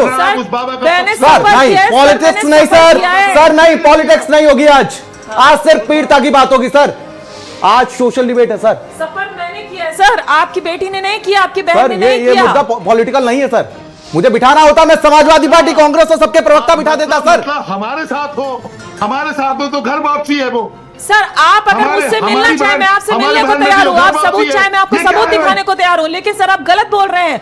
मैंने बताया कि सफर मैंने किया है। हमारी बच्ची पीड़ित है तो घर वापसी कैसे है? सुल्तान साहब आप पीड़ित है सर, जब तब आप किया। अजहरी साहब को धर्म परिवर्तन का पता ही नहीं बात है। ठीक है, मैं अजहरी साहब आपको बताना चाहता हूँ, धर्म परिवर्तन में और घर वापसी में फर्क है। घर वापसी उन लड़कियों की या उन लोगों की होती है जो जिहाद के कारण किसी वजह से इस्लाम कबूल कर लिया, पैसे देकर के इस्लाम ठीक है, बात आ गई आप दोनों की, आप दोनों की बात आ गई। अनूप, मैं आपके पास आऊंगा, लेकिन उससे पहले सुरखान सिंह जी हमारे साथ मौजूद हैं स्टूडियो में। सुरखान सिंह जी, असल मुद्दों पर बात नहीं करना चाहते, सिर्फ अभी देखा आपने किस तरीके से, जब हमने कहा कि आज पॉलिटिकल डिबेट नहीं है, आज सिर्फ सोशल मुद्दा है कि आखिर कैसे रेट लिस्ट जो आप स्क्रीन पर देख रहे हैं कि ब्राह्मण लड़की को 15-16 लाख रुपए, क्षत्रिय लड़की को 15-16 लाख रुपए, सिख लड़की को 15-16 लाख रुपए, पिछड़ी जातियों को 10 से 12 लाख रुपए, दलित लड़की को 8 से 10 लाख रुपए, मतलब जो जितनी जल्दी कन्वर्ट हो जाए, जो जैसे कन्वर्ट हो जाए, ये रेट था सर। ये फंड दिया जाता था विदेश से कि आप इन पर इतना खर्च कर सकते हैं, मतलब पूरा हिसाब किताब रखा जाता था कि कौन क्या है और किस पर कितना इन्वेस्टमेंट करना है, कौन कितने में मान जाएगा, ये बातें होती थी सर। तो समझ लीजिए किस स्तर पर सर ये धर्मांतरण का गंदा खेल चल रहा था।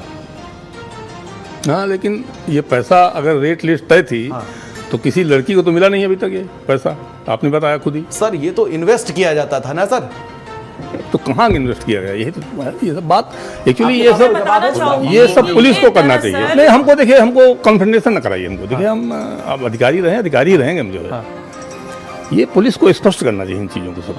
बहुत अच्छी बात है, ऑफिशियल वर्जन चीज़ों का आना चाहिए चीज़ों करके। मैं नहीं फंसना चाहता। नहीं, और ये मैंने आपको बताया कि किस तरह से ये शुरू हुआ है, और सबसे पहले ये क्रिश्चियन लड़कियों के कन्वर्जन से शुरू हुआ है। ऐसा नहीं है कि हिंदुओं से शुरू हुआ है सर। पुलिस व्यवस्था कैसे काम करती है ना? पहले ये क्रिश्चियन से शुरू हुआ, ये भी ध्यान रखिए। कोई ऐसा नहीं है कोई हिंदुओं के लिए कोई खास चल रहा है, ऐसा नहीं है।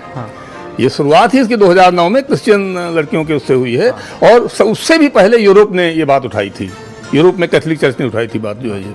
तो ये इशू जो है बहुत वाइड इशू है, और इसको बहुत हल्के तरीके से नहीं लिया जाना चाहिए, और ये पुलिस इन्वेस्टिगेशन कर रही है तो उसको ठीक से करना चाहिए। और समय पर कनेक्शन क्या है, आप जिक्र कर रहे थे एक चीज का, ये केरल से ही शुरुआत हुई इसकी। सबसे पहले इंडिया में जो केस आया था, ये कैथोलिक चर्च ने कहा था कि केरल में क्रिश्चियन लड़कियों का कन्वर्जन कराया गया इस्लाम में। जा सकता हूं भाई मैं? तो ये वहाँ से बात आई है, उससे भी पहले ये यूरोप में आई थी बात जो है ये, वहाँ भी क्रिश्चियन लड़कियों का कन्वर्जन। सर अभी समय है, लौटूंगा आपके पास। तो अब इसको, लेकिन ये पुलिस को इसमें 4 बजे का टाइम है, ब्रीफ देते रहना चाहिए।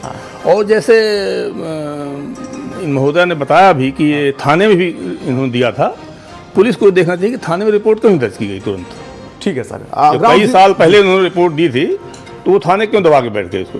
ठीक है सर। ग्राउंड जीरो पर हमारे संवाददाता अनूप हमारे साथ मौजूद हैं। अनूप, देखिए 3 महीने से ये टिका हुआ था उस होटल में जहां पर आप कल पहुंचे हुए थे, संदिग्ध गतिविधियां वहां पर हो रही थी, एक वकील मिलने आता था और कोई मिलने नहीं आता था, नसरीन वहीं पर रुकी हुई थी, मतलब कोई कमी नहीं थी आलिशान में, शौकत में। जो एक साइकिल से नग बेचता था व्यक्ति, वो मर्सिडीज से चलने लगा, फॉर्च्यूनर से चलने लगा, लोनावाला में उसने प्रॉपर्टी खरीद डाली।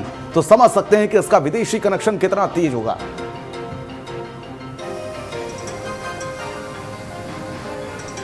देखिए बिल्कुल झिंगुर बाबा, क्योंकि इस पूरे मामले में जो उसका नाम जब सामने आया है और उसको अब एटीएस ने गिरफ्तार किया।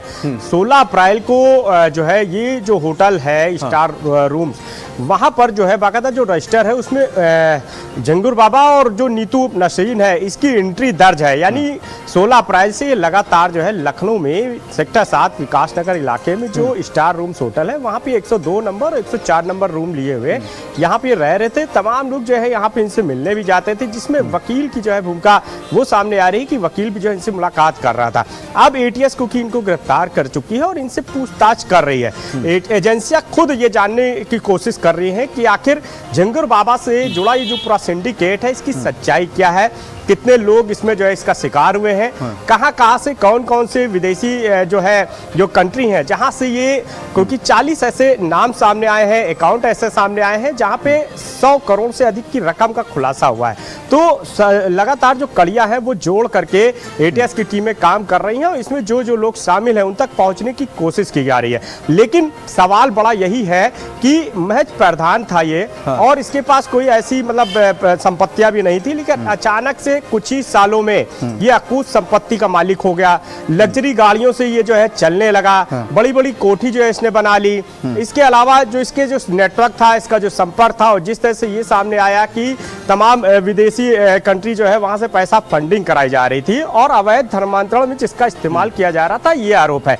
तो लिहाजा इन सब चीजों की जो जांच है वो एटीएस कर रही है, लेकिन कहीं ना कहीं फेलियर जरूर सामने आया है कि आखिर जब एक आम आदमी इस तरह से जो है लगातार जो है उसके अंदर बदलाव दिखाई दे रहा था, लग्जरी लाइफ जो है वो उसकी सामने आ रही थी, इसके अलावा लगातार उसके संपर्क में तमाम लोग पहुंच रहे थे, तो जो लोकल लेवल पे चाहे पुलिस की बात करें, लाइव की बात करें, आखिर उनकी नजर जो है क्यों नहीं पड़ी। दूसरा, 16 अप्रैल से जिसको एटीएस की टीम ढूंढ रही हो, एसटीएफ की टीम ढूंढ रही हो, और खुद राजधानी लखनऊ में सेक्टर 7 स्टार रूम से ये ठहरा हुआ था, वहां पर अधिकारियों की नजर नहीं पड़ी, पुलिस को जानकारी नहीं मिली, एलआई को जो है जानकारी नहीं मिली, तो कहीं ना कहीं जो है इस पर सवाल उठना लाजमी है। बहरहाल एटीएस इस पूरे मामले में जांच कर रही है और ये माना जा रहा है कि बहुत जल्द जो झंगुर बाबा उसको रिमांड पे लिया जाएगा, जो बाकी आरोपी उनको भी रिमांड पे लिया जाएगा। उसके बाद पूछताछ की जाएगी कि आखिर इस पूरे सिंडिकेट में कितने लोगों का धर्मांतरण कराया गया है, कितने इसमें पीड़ित रहे हैं और कहां कहां पर यात्राएं की गई हैं, कहां कहां किन किन कंट्रियों से जो ये 100 करोड़ से अधिक की रकम आई है ये कहां से पहुंचाएगी, इसमें कौन कौन लोग शामिल है। एजेंसियां अपना काम कर रही है, अब देखना होगा कि इस पूरे सिंडिकेट में आने वाले समय में किस तरह का खुलासा और सामने आता है। ठीक है अनूप। नूर अहमद अजहरी जी फिलहाल अब इस डिबेट में हमारे साथ नहीं है, हालांकि मैंने पहले ही जिक्र कर दिया था कि एक जो पूर्व के प्रवक्ता थे मौलाना शहाबुद्दीन रिजवी, वो डिबेट छोड़कर चले गए थे, भाग गए थे, तो आज वो फिलहाल अब इस डिबेट का हिस्सा नहीं है, हालांकि वो बता के गए हैं। हमारे साथ पीड़िता मौजूद हैं, धर्मांतरण पीड़िता। मैं आपसे जानना चाहूँगा कि आखिर पूरा ये खेल कैसे, सिंडिकेट जो है वो पूरा कैसे ऑपरेट किया जाता है, कैसे टारगेट किया जाता है, कैसे संपर्क किया जाता है, जो इनिशियल स्टेज क्या होती है, फाइनल स्टेज क्या होती है, वो मैं आपसे जानना चाहूँगा। इनका तरीका 2 तरह का होता है। एक तो प्रेम जाल में फंसाना, दूसरा होता है कि जो कमज़ोर, अगर आर्थिक रूप से कमज़ोर है उनको टारगेट करना। जो जिनको पता है कि ये आर्थिक रूप से अगर ये ठीक ठाक है और इस पे हमारा मतलब पैसों से कोई प्रलोभन नहीं हो सकता है, तो उसके द्वारा फिर इनका प्रेम जाल का तरीका शुरू होता है। दोस्ती करेंगे, हिंदू नाम से आएंगे, फिर दोस्ती करेंगे, फिर अपने प्रेम में फंसाएंगे, फिर शादी का वादा करेंगे, फिर बाकी सारी चीज़ें करेंगे। फिर उसके बाद में ये तब जब इनके बारे में जब सच्चाई कहीं से पता चल जाए या उनके द्वारा खुद पता चलती है, तब इसके बाद ये कहते हैं कि नहीं नहीं हम तुमसे शादी करेंगे, तब भी तुम्हें निकाह पढ़ना होगा, तुम्हें ये करना होगा। फिर तब तक ये बहुत लेट हो चुका होता है। फिर उसके बाद इस तरह से जब इस पे एक्शन की बात मैंने खुद स्वयं का बता रही हूँ, जब मैंने इस पे कार्रवाई की बात करी तो अमित जो था, अमित उर्फ अबू आमिर अंसारी, इसके पिता अबू हुरैरा अंसारी, इसकी माता सईदा खातून कहती हैं कि नहीं नहीं तुम कोई कार्रवाई मत करो, तुम्हारी इज्जत खराब होगी, तुम्हारा नाम खराब होगा, तुम्हारे समाज से बहिष्कार हो जाएगा। बहुत से डराते धमकाते हैं कि नहीं तुम्हारी आस्था के अनुसार हम तुम्हारी शादी करवा देंगे, तुम्हें कोई जोर जबरदस्ती नहीं होगी। और फिर जब चूंकि वो उस समय फंसने की कगार पे होते हैं, फिर इस तरह से फिर वो डाइवर्ट करते हैं चीज़ों को और निकाह पढ़वाया जाता है। निकाह के बाद फिर उनका प्रोपोजेंडा वही शुरू हो जाता है कि तुम्हें इस्लाम का प्रचार प्रसार करना है, इस्लाम के लिए खिलाफ मतलब इस्लाम के खिलाफ कुछ नहीं कहना है, हिंदू के खिलाफ और जो तुम्हारा धर्म है उसको छोड़ना पड़ेगा, उसके खिलाफ तुम्हें कहना है। वो क्या है, उसमें मूर्ति पूजा क्या है, मूर्तियाँ क्या करती हैं, मूर्तियाँ कुछ नहीं करती हैं, मतलब इस तरह से बहुत कुछ उल्टा सीधा बोला जाता है। इस तरह से मतलब बहुत बड़ा ये एक रैकेट चल रहा है। और इस पे मतलब मैं यही कहना चाहूँगी कि योगी जी, माननीय योगी जी तो बहुत अच्छा काम कर रहे हैं, लेकिन जो अभी कुछ प्रशासनिक, जैसे मैंने कहा ना कि मैं हर जगह गई फरियाद लेकर, मेरी कहीं सुनवाई नहीं हुई। मैंने कई प्रार्थना पत्र मैंने दिए, अलीगढ़ कौरसी थाने पे दिए, यहाँ तक कि अभी 10 दिन पहले एक प्रार्थना पत्र मेरा गोमती नगर थाने पे गया, कोई कार्रवाई नहीं की जाती प्रशासन के द्वारा, हमेशा टाला जाता है, मुद्दा लिखा ही नहीं जाता है। बल्कि अब वो दूसरी पार्टी से कैसे प्रलोभित होते हैं, उनको बुलाते हैं, फिर गलत तरीके से फिर पीड़िता यूं ही भटकती रहती है। चूंकि इसमें मैं बता दूं, डॉक्टर अबू सईद अंसारी जो अबू आमिर का भाई है, तकरीबन 15-16 के करीब इसने भी एक दलित हिंदू महिला से शादी करी थी, उसको छोड़ दिया था। इसकी बहन ने मुझे खुद इसकी जानकारी दी थी, और छोड़ा इसी वजह से था उसको कि उसने उसके हिसाब से वो चल नहीं रही थी। तो यही उसने कहा कि हमारे यहाँ तो वैसे भी एक हज का सवाब है किसी हिंदू काफिर से निकाह करना, अब उसके बाद छोड़ दो तो हमारे यहाँ जायज है, हम दूसरी शादी कर सकते हैं। 4 अलाउड होती हैं? जी 4 अलाउड होती हैं, आराम से हम कर सकते हैं, हमें कोई दिक्कत नहीं है। और वो चूंकि गरीब तबके की थी, दलित थी, अशिक्षित थी, तो वो आवाज़ नहीं उठा पाई। और मैं बराबर इस चीज़ के लिए आवाज़ उठा रही हूँ, बराबर मैं इस चीज़ के लिए संघर्ष कर रही हूँ। आज मैं अकेली चल रही हूँ, मतलब अब तो आप लोगों का साथ मिल गया है, लेकिन अभी तक मैं अकेली चल रही थी। आर्थिक रूप से, सामाजिक रूप से, हर तरह से मैं लड़ रही थी। यहाँ तक कि मेरे पास रहने के लिए भी मेरे पास उतनी जगह नहीं है, क्योंकि मेरे पास पैसे नहीं है। मैंने डीएम महोदय को भी पत्र लिखा यहाँ पे लखनऊ में कि मुझे एक आवाज़ दिया जाए, किंतु कोई सुनवाई कहीं कुछ है ही नहीं पीड़िता की। तो मैं माननीय योगी जी से निवेदन करती हूँ कि हम पीड़िताओं के लिए आर्थिक रूप से और सामाजिक रूप से थोड़ी सी व्यवस्था कराई जाए, ताकि हम अपने आप को फिर से स्टैंड कर सकें और इनसे लड़ सकें, इन जिहादियों के खिलाफ लड़ सकें। ठीक है, मैं लौटूंगा आपके पास। सुलखान साहब, देखा गया है कि आप तो सिस्टम का हिस्सा रहे हैं, देखा गया है कि जिस तरीके से बता रही थी कि हर जगह गई, थाने से लेकर एसपी से लेकर हर जगह गई, लेकिन कहीं पर कोई फरियाद नहीं सुनी गई। धर्मांतरण कानून भी है, सख्त कानून है, साफ तौर पर गैर जमानती है, लेकिन उसके बावजूद भी सर ये कार्रवाई करने में आखिर डर क्यों जाते हैं सर?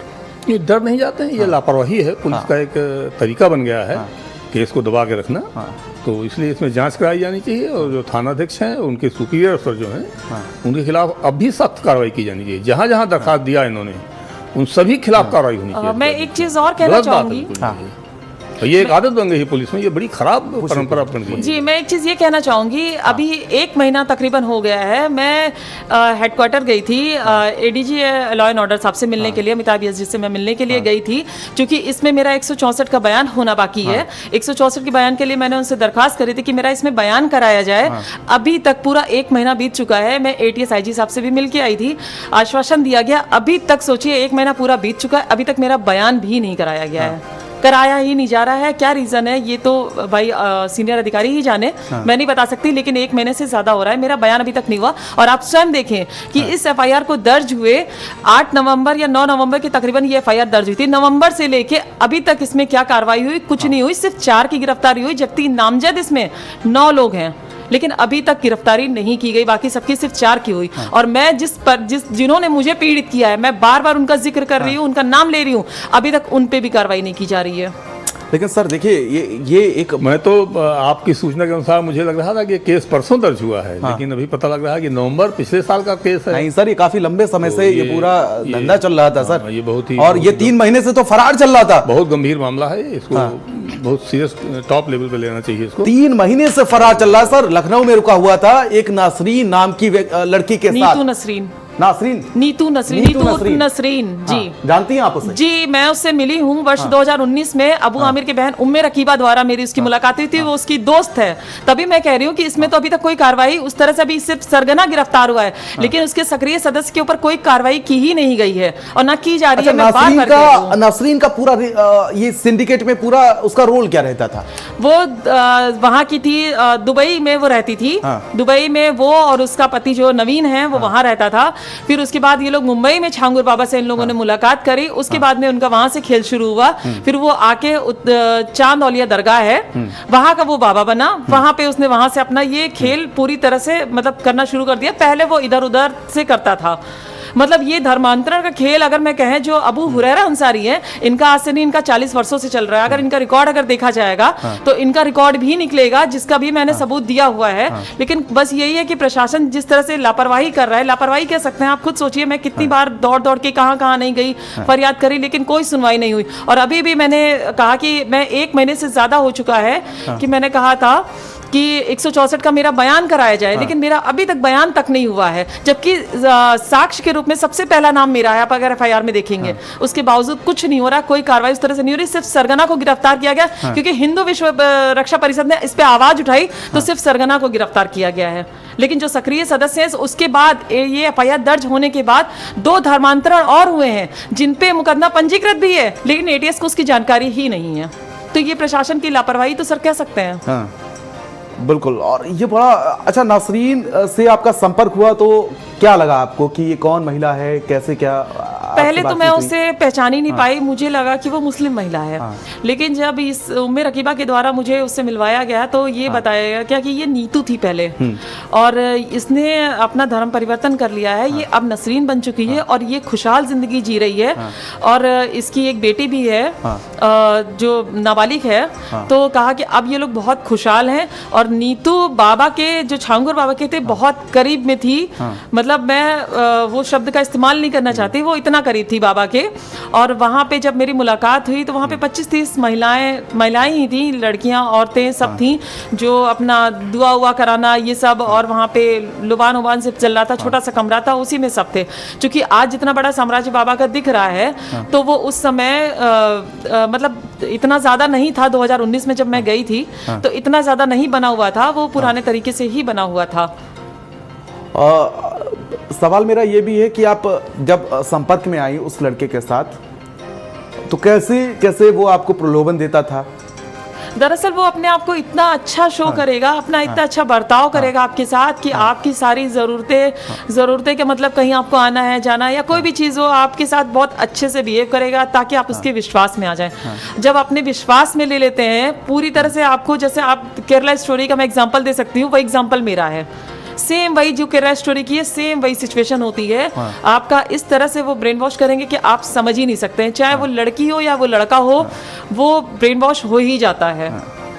और इसमें आप अगर देखेंगे जो उस दिन घर वापसी का हुआ था उसमें कुछ मतलब मेल भी हैं, जिसमें एक सहारनपुर से शहाबुद्दीन आए थे, उन्होंने भी घर वापसी करी है।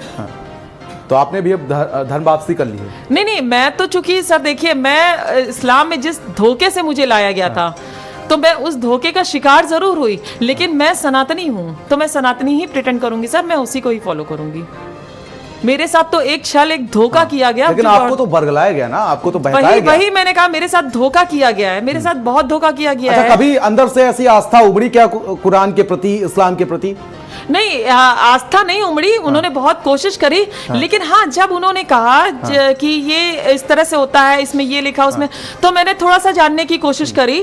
तो मैंने उसमें जाना कि अगर अजहरी साहब अभी है नहीं, वरना मैं उनको बताना चाह रही थी, जैसे कुरान में अगर कह रहा है, आप तो अपने मजहब को ही, कुरान को कहते हो मैं कुरान को मानने वाला हूँ, लेकिन आप तो कुरान को पे चलते ही नहीं हो, आप तो कुरान को मानते ही नहीं हो। कुरान कहता है कि किसी को धोखा देना एक कत्ल के बराबर है। ये मेरा सवाल है, तो अगर कत्ल के बराबर है तो आपने इस पे फतवा अब तक जारी क्यों नहीं किया? आपने ऐसे लोगों का समाज से बहिष्कार क्यों नहीं किया? मैंने तो कई जगह फरियाद करी ना, इसलिए मैं आज यहाँ पे बैठ के सबके नाम ले रही हूँ, क्योंकि मैंने फरियाद करी वहां पे, लेकिन कोई सुनवाई कहीं से ना हुई प्रशासन की तरफ से। और एक अकेली महिला सर कब तक लड़ेगी वो? बिल्कुल, जो हर तरफ से प्रताड़ित की जा रही हो, आखिर उसका जब कोई सुनने वाला नहीं हो तो आखिर वो कब तक लड़ेगी? बिल्कुल सही बात है। आज देखिए, सीएम योगी आदित्यनाथ ने भी एक्सप्रेस पोस्ट किया।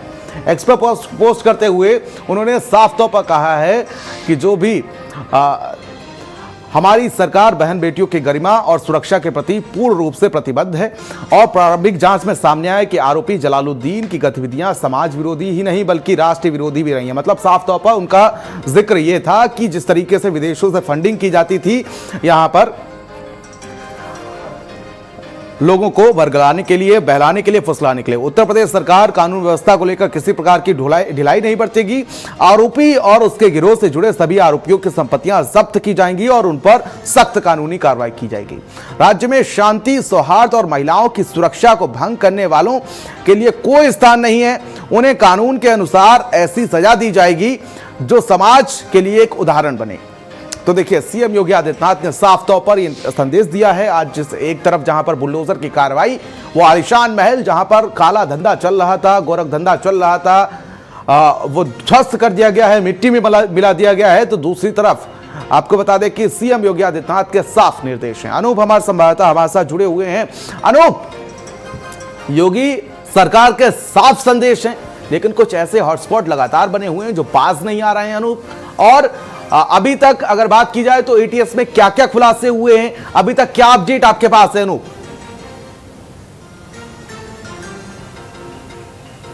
देखिए बिल्कुल है, जिस तरह से इस पूरे मामले में जो है जब इस सिंडिकेट का खुलासा किया गया है और जो मास्टरमाइंड है 50,000 का इनामी झिंगुर बाबा, इसके अलावा उसकी जो साथी है महिला नीतू नसीर, उसे गिरफ्तार किया गया और इससे पहले उसके बेटे और नीतू के पति को जो है गिरफ्तार किया गया। जब इनसे पूछताछ की गई है तो एक एटीएस के हाथ कई बड़े जो है जानकारियां लगी हैं, जैसे आखिर अभी तक जो है इनकी संपत्तियां कहां पर है, जो पैसा जहां से आ रहा था विदेशी कंट्रियों से, जिस तरह से पैसा फंडिंग किया जा रहा था, उसका कहां पे इस्तेमाल किया गया है, ये कई जानकारियां एटीएस की टीम को लगी हैं। लिहाजा उसी के अनुसार एटीएस की टीमें जो है वो लगातार पड़ताल कर रही हैं। और जिस तरह से मुख्यमंत्री योगी आदित्यनाथ ने साफ ट्वीट किया कि किसी भी तरह से ऐसे लोगों को बख्शा नहीं जाएगा और इनके खिलाफ लगातार जो है सरकार काम कर रही है, एजेंसियां काम कर रही हैं और इनके ऊपर सख्त शिकंजा जो है कसा जाएगा। लिहाजा उसका जो रिजल्ट हम देख भी रहे हैं कि किस तरह से बलरामपुर में जो है जो अवैध जो निर्माण कराया गया था, कोठी तैयार की गई थी झिंगुर बाबा की, उसको जो है ध्वस्त किया गया है। उस पर बाबा का बुलडोजर जो है लगातार जो है चल रहा है, वहाँ पे कार्रवाई लगातार जारी है। अब पूरी तरह से नेटवर्क से जुड़े जो तमाम लोग हैं, जो संपर्क में रहे हैं, उनको लेकर के एटीएस की जो टीमें हैं वो अपना काम कर रही हैं। लखनऊ में जिस तरह से ये होटल में रुका हुआ था, वहाँ पर उस होटल में क्योंकि काफ़ी दिन यहाँ पर ये रुका है, लिहाजा नीतू और झिंगुर बाबा से यहाँ पे कौन कौन लोग मिलने आते थे उसकी जो डिटेल है वो एटीएस की टीमें खंगाल रही हैं। दोनों को रिमांड पर लेने की तैयारी है ताकि दोनों से जो है पूछताछ की जा सके और इसके अलावा जो और गिरफ्तारियां इसमें की गई हैं उनसे जो है पूछताछ करने की तैयारी में एटीएस की टीमें हैं, ताकि इस पूरे सिंडिकेट से जो जुड़े लोग हैं उन तक एटीएस की टीमें जो है पहुंच सकें। इसके अलावा सबसे बड़ा सवाल देखिए, अभी जिस तरह से पीड़िता ने बताया कि 2019 में जब वो मिली थी तो महज एक मामूली से कमरा था, वहाँ पे तमाम जो है चीज़ें उसने देखी। उसके बाद से अचानक झिंगुर बाबा जो है वो बाबा हो जाते हैं और उनके पास अकूत संपत्ति निकल करके आती है। जिस तरह से 40 खातों में जो है 100 करोड़ से अधिक की संपत्ति की जो डिटेल है वो एटीएस के हाथ लगी है, उसका खुलासा किया गया है। तो आखिर ये संपत्तियां कहां से जो है उसने बनाई, कहां से फंडिंग हो रही थी, किस तरह से एक मामूली प्रधान से लेके वो पहले पीर बाबा बना और उसके बाद आज जो है वो झिंगुर बाबा के तौर पे करोड़ों की संपत्तियों का मालिक बन गया, जिसके तमाम अकाउंट में अलग अलग अकाउंट में जो है ये 100 करोड़ से अधिक की फंडिंग की गई। तो इन सभी चीज़ों को ले करके अब एटीएस की टीमें जो है लगातार इस पर काम कर रही हैं और ये माना जा रहा है कि जब रिमांड पे दोनों को लिया जाएगा, जो भी आरोपी हैं जो गिरफ्तार किए गए, झिंगुर बाबा, नीतू नसरीन, इसके अलावा उसका पति और झिंगुर बाबा का बेटा, तो कई अहम खुलासे जो है वो एटीएस के हाथ लगने वाले हैं। बहरहाल अधिकारियों का यही कहना है कि धीरे धीरे हम इस पर काम कर रहे हैं और आने वाले समय में इस पूरे नेटवर्क को जो है ध्वस्त किया जाएगा, इससे जुड़े जो लोग हैं उनको जो है सामने लाया जाएगा। और इसमें सबसे खास बात ये भी है कि जिस तरह से ये बात सामने आ रही है कि अवैध धर्मांतरण का ये गंदा खेल खेला जा रहा था, इसमें कौन कौन लोग शिकार हुए हैं, कौन कौन जो है बेटियां जो है इसका शिकार हुई हैं, उन तक पहुँचा जाएगा और उनके ही मुताबिक जो है इस पूरे कार्रवाई को जो है आगे बढ़ाया जाएगा। और हम आपको बता दें कि लगातार इस पे एटीएस की टीमें अभी काम कर रही हैं। एसटीएफ को भी इसमें लगाया गया था, एसटीएफ भी इस पर काम कर रही है, एटीएस भी इस पर काम कर रही है और ये माना जा रहा है कि बहुत जल्द जो इसमें कई खुलासे जो है वो हमको दिखाई देंगे। लेकिन सबसे बड़ा सवाल यही कि 2019 के बाद से आखिर कैसे ये अकूत संपत्तियों का मालिक बन गया झिंगुर बाबा, जो महज एक पीर के नाम से जाना जाता था, 2 बार ये प्रधान भी रहा है। उसके अलावा कैसे कहां से किन कंट्रियों से जो है पैसे की फंडिंग की जा रही थी। और सबसे बड़ा सवाल यही है कि राजधानी लखनऊ में जिसको खुद 50,000 का इनाम घोषित किया गया हो और एटीएस की टीमें, एजेंसियां जो उसको तलाश कर रही हों पूरे प्रति, इसमें इसके अलावा अन्य राज्यों में, वो खुद राजधानी लखनऊ में शरण लिए हुए था, वो भी विकास नगर ऐसे एक इलाके में, एक छोटे से होटल में। आखिर ये जो है कहाँ पर जो है कहीं पर लूज पोल हुआ है, कहीं ना कहीं फेलियर जो है इसको कहा जाएगा प्रशासन का कि आखिर लोकल पुलिस को क्यों जानकारी नहीं लगी, एलआई को क्यों जानकारी नहीं लगी। क्योंकि जब भी कोई इस तरह का आदमी रुकता है जिसकी संदिग्ध एक्टिविटी होती है, उसको लेकर लगातार जो है टीमें अपना काम करती हैं, लोकल पुलिस भी काम करती है, एलआई भी काम करती है। लेकिन 16 अप्रैल से लगातार ये यहाँ पे रुका हुआ था, लेकिन इसकी भनक जो है स्थानीय लेवल पे किसी को नहीं लगी। बहरहाल एटीएस अब इसकी गिरफ्तारी बहुत अच्छा सवाल आपने उठाया कि आखिर इसकी भनक क्यों नहीं लगेगा, तो कई खुलासे जो है वो टीमों को लगेंगे। बिल्कुल, बहुत अच्छा सवाल आपने उठाया कि आखिर इसकी भनक क्यों नहीं लगी। सर सुल्तान जी हमारे साथ मौजूद हैं। सर मेरा सवाल है कि कहीं दूर दराज गांव में अगर अवैध शराब निकल रही होती है वो तक पुलिस को पता होता है, लेकिन एक नग बेचने वाला, साइकिल से चलने वाला आदमी फॉर्च्यूनर से चलने लगा, मर्सिडीज से चलने लगा, इतनी संपत्ति उसके पास है कि एक आम आदमी तो जिंदगी भर नहीं कमा सकता, लेकिन उसके बावजूद किसी को भनक नहीं लगी। मज़ार पर वो लोगों को इलाज के बहाने बुलाता था, नग बेचता था, अंगूठी जो आजकल साइकिलों पे अब तो नहीं दिखती हैं लेकिन पहले दिखती थी, लोग बेचते थे, उसी के नाम पर उसने कहा कि मेरे पास रूहानी ताकत है और मैं इलाज करता हूं लोगों का। अभी पंजाब में भी एक केस सामने आया सर कि यीशु मेरे सपने में आए और मुझसे कहा कि उठ और मेरा काम कर। सर ऐसे लोग हमारे समाज में, और ऊपर से इनके खिलाफ इतनी लापरवाह हमारा सिस्टम कि किसी को कोई भनक ही नहीं होती है। ये एक छोटे समय की बात नहीं है सर, ये लंबे समय से खेल चल रहा था और उसके बावजूद भी किसी को कोई भनक नहीं लगी सर। नहीं देखिए, भनक सबको होती है इसकी, लेकिन ये ऐसे लोग इतनी ज्यादा संख्या में हैं, तमाम उसमें से जो आज से 10 साल पहले जो स्कूटर में चलते थे वो मंत्री बन गए, विधायक बन गए, सांसद बन गए, अरबों की प्रॉपर्टी। सर सरकार बदलती है तो कार्रवाई हो जाती है? कोई कार्रवाई नहीं होती है, कोई कार्रवाई नहीं होती है, क्योंकि कार्रवाई नहीं कर सकते आप इस तरह से। ये तो जब कोई केस फंस जाता है तभी कार्रवाई होती है। तो इसलिए कि ये इसमें किसी को दोष देना कि इतना प्रॉपर्टी बना लिया इसने, इसी के बगल में 10 लोग और मिल जाएंगे आपको जिन्होंने प्रॉपर्टी बना रखी है। अगर बलरामपुर का मामला है ये, बलरामपुर में 20 आदमी मिलेंगे भी आपको। पुलिस कार्रवाई कर सकती है सब में, उतनी फ्रीडम नहीं दे रहे हैं पुलिस को कार्रवाई करने की। लेकिन सर अदरवाइज ये तो एक भ्रष्टाचार का संगठित खेल है, चल रहा है पूरा। सवाल ये है कि एक आम आदमी की जिंदगी निकल जाती है सर 2 वक्त की रोटी कमाने के लिए। आम आदमी इसको जानता है विशाल जी, आम आदमी इसको जानता है। आम आदमी रोज देख रहा है अपने अगल बगल में कैसे लोग नेता और उनके दलाल जो हैं कैसे अरबों कमा रहे हैं, वो रोज देख रहा है करके। ऐसा कोई जिला नहीं है जहाँ 4-6 ऐसे स्टार ना हो। तो ये इस बात पे दोष देना पुलिस को कि साहब संपत्ति बना लिया पुलिस ने, कुछ नहीं किया, ये उचित नहीं है। देखिए हर बात पे पुलिस को बट नहीं बनाया जाना चाहिए, पुलिस की भी सीमाएं हैं अपनी। आप अभी को ले लीजिए, जो आदमी को 10 साल विधायक बने हुए हैं उसके 10 साल पहले का इतिहास देख लीजिए आप। तो अब इस तरह से कैसे करेंगे उसको जो है।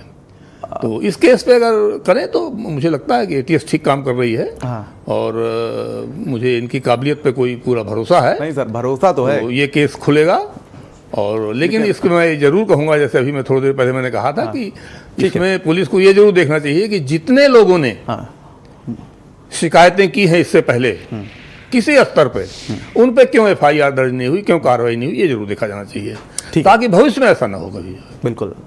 पीड़िता हमारे साथ मौजूद है, हमारे साथ स्टूडियो में मौजूद हैं।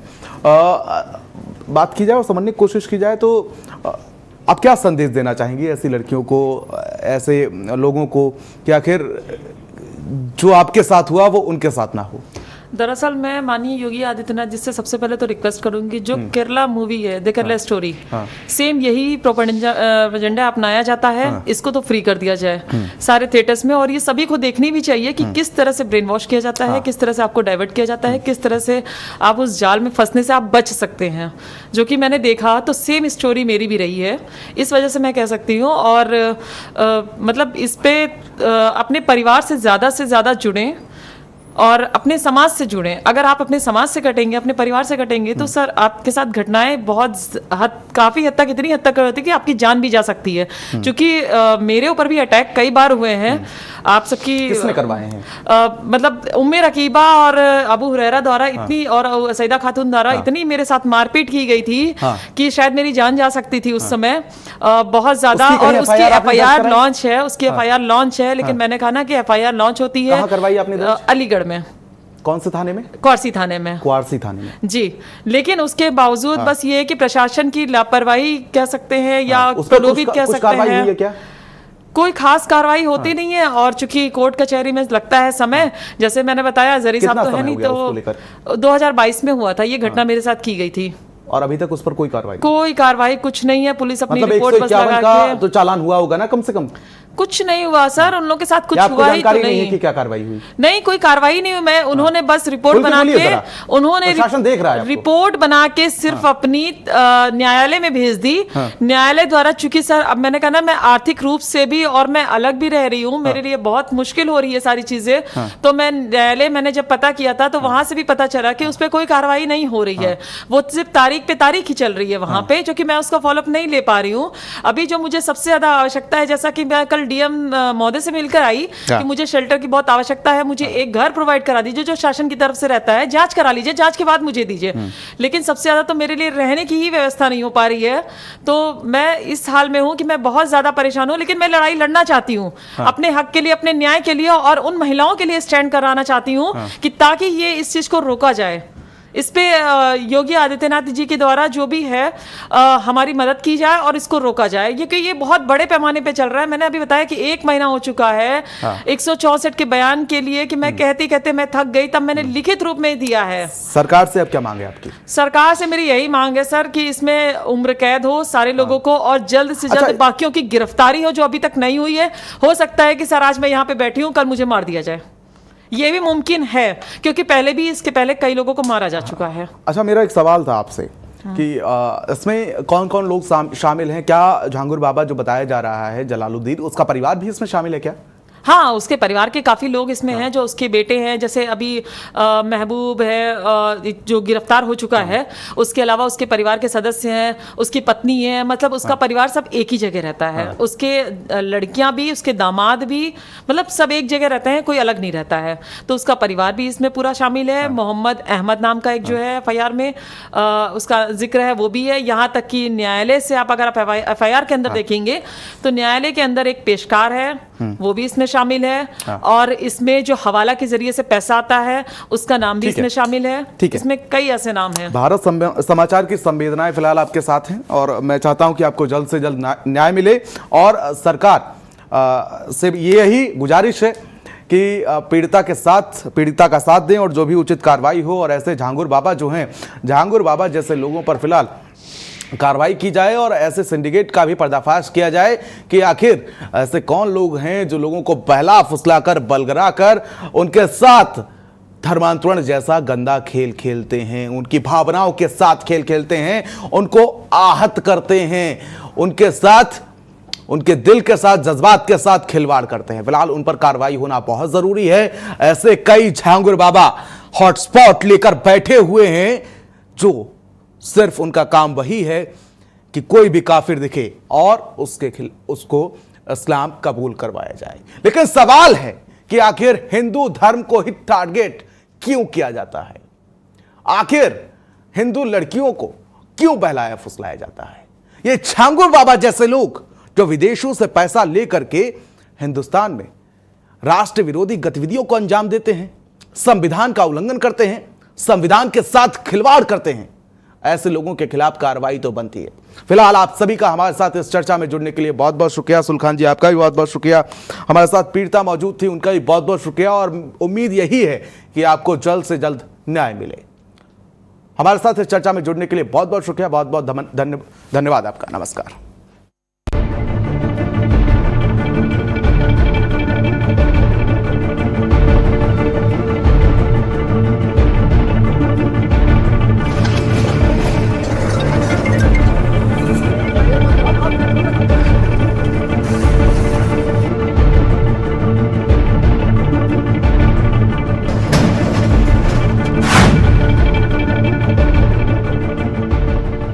जगदम्बा घर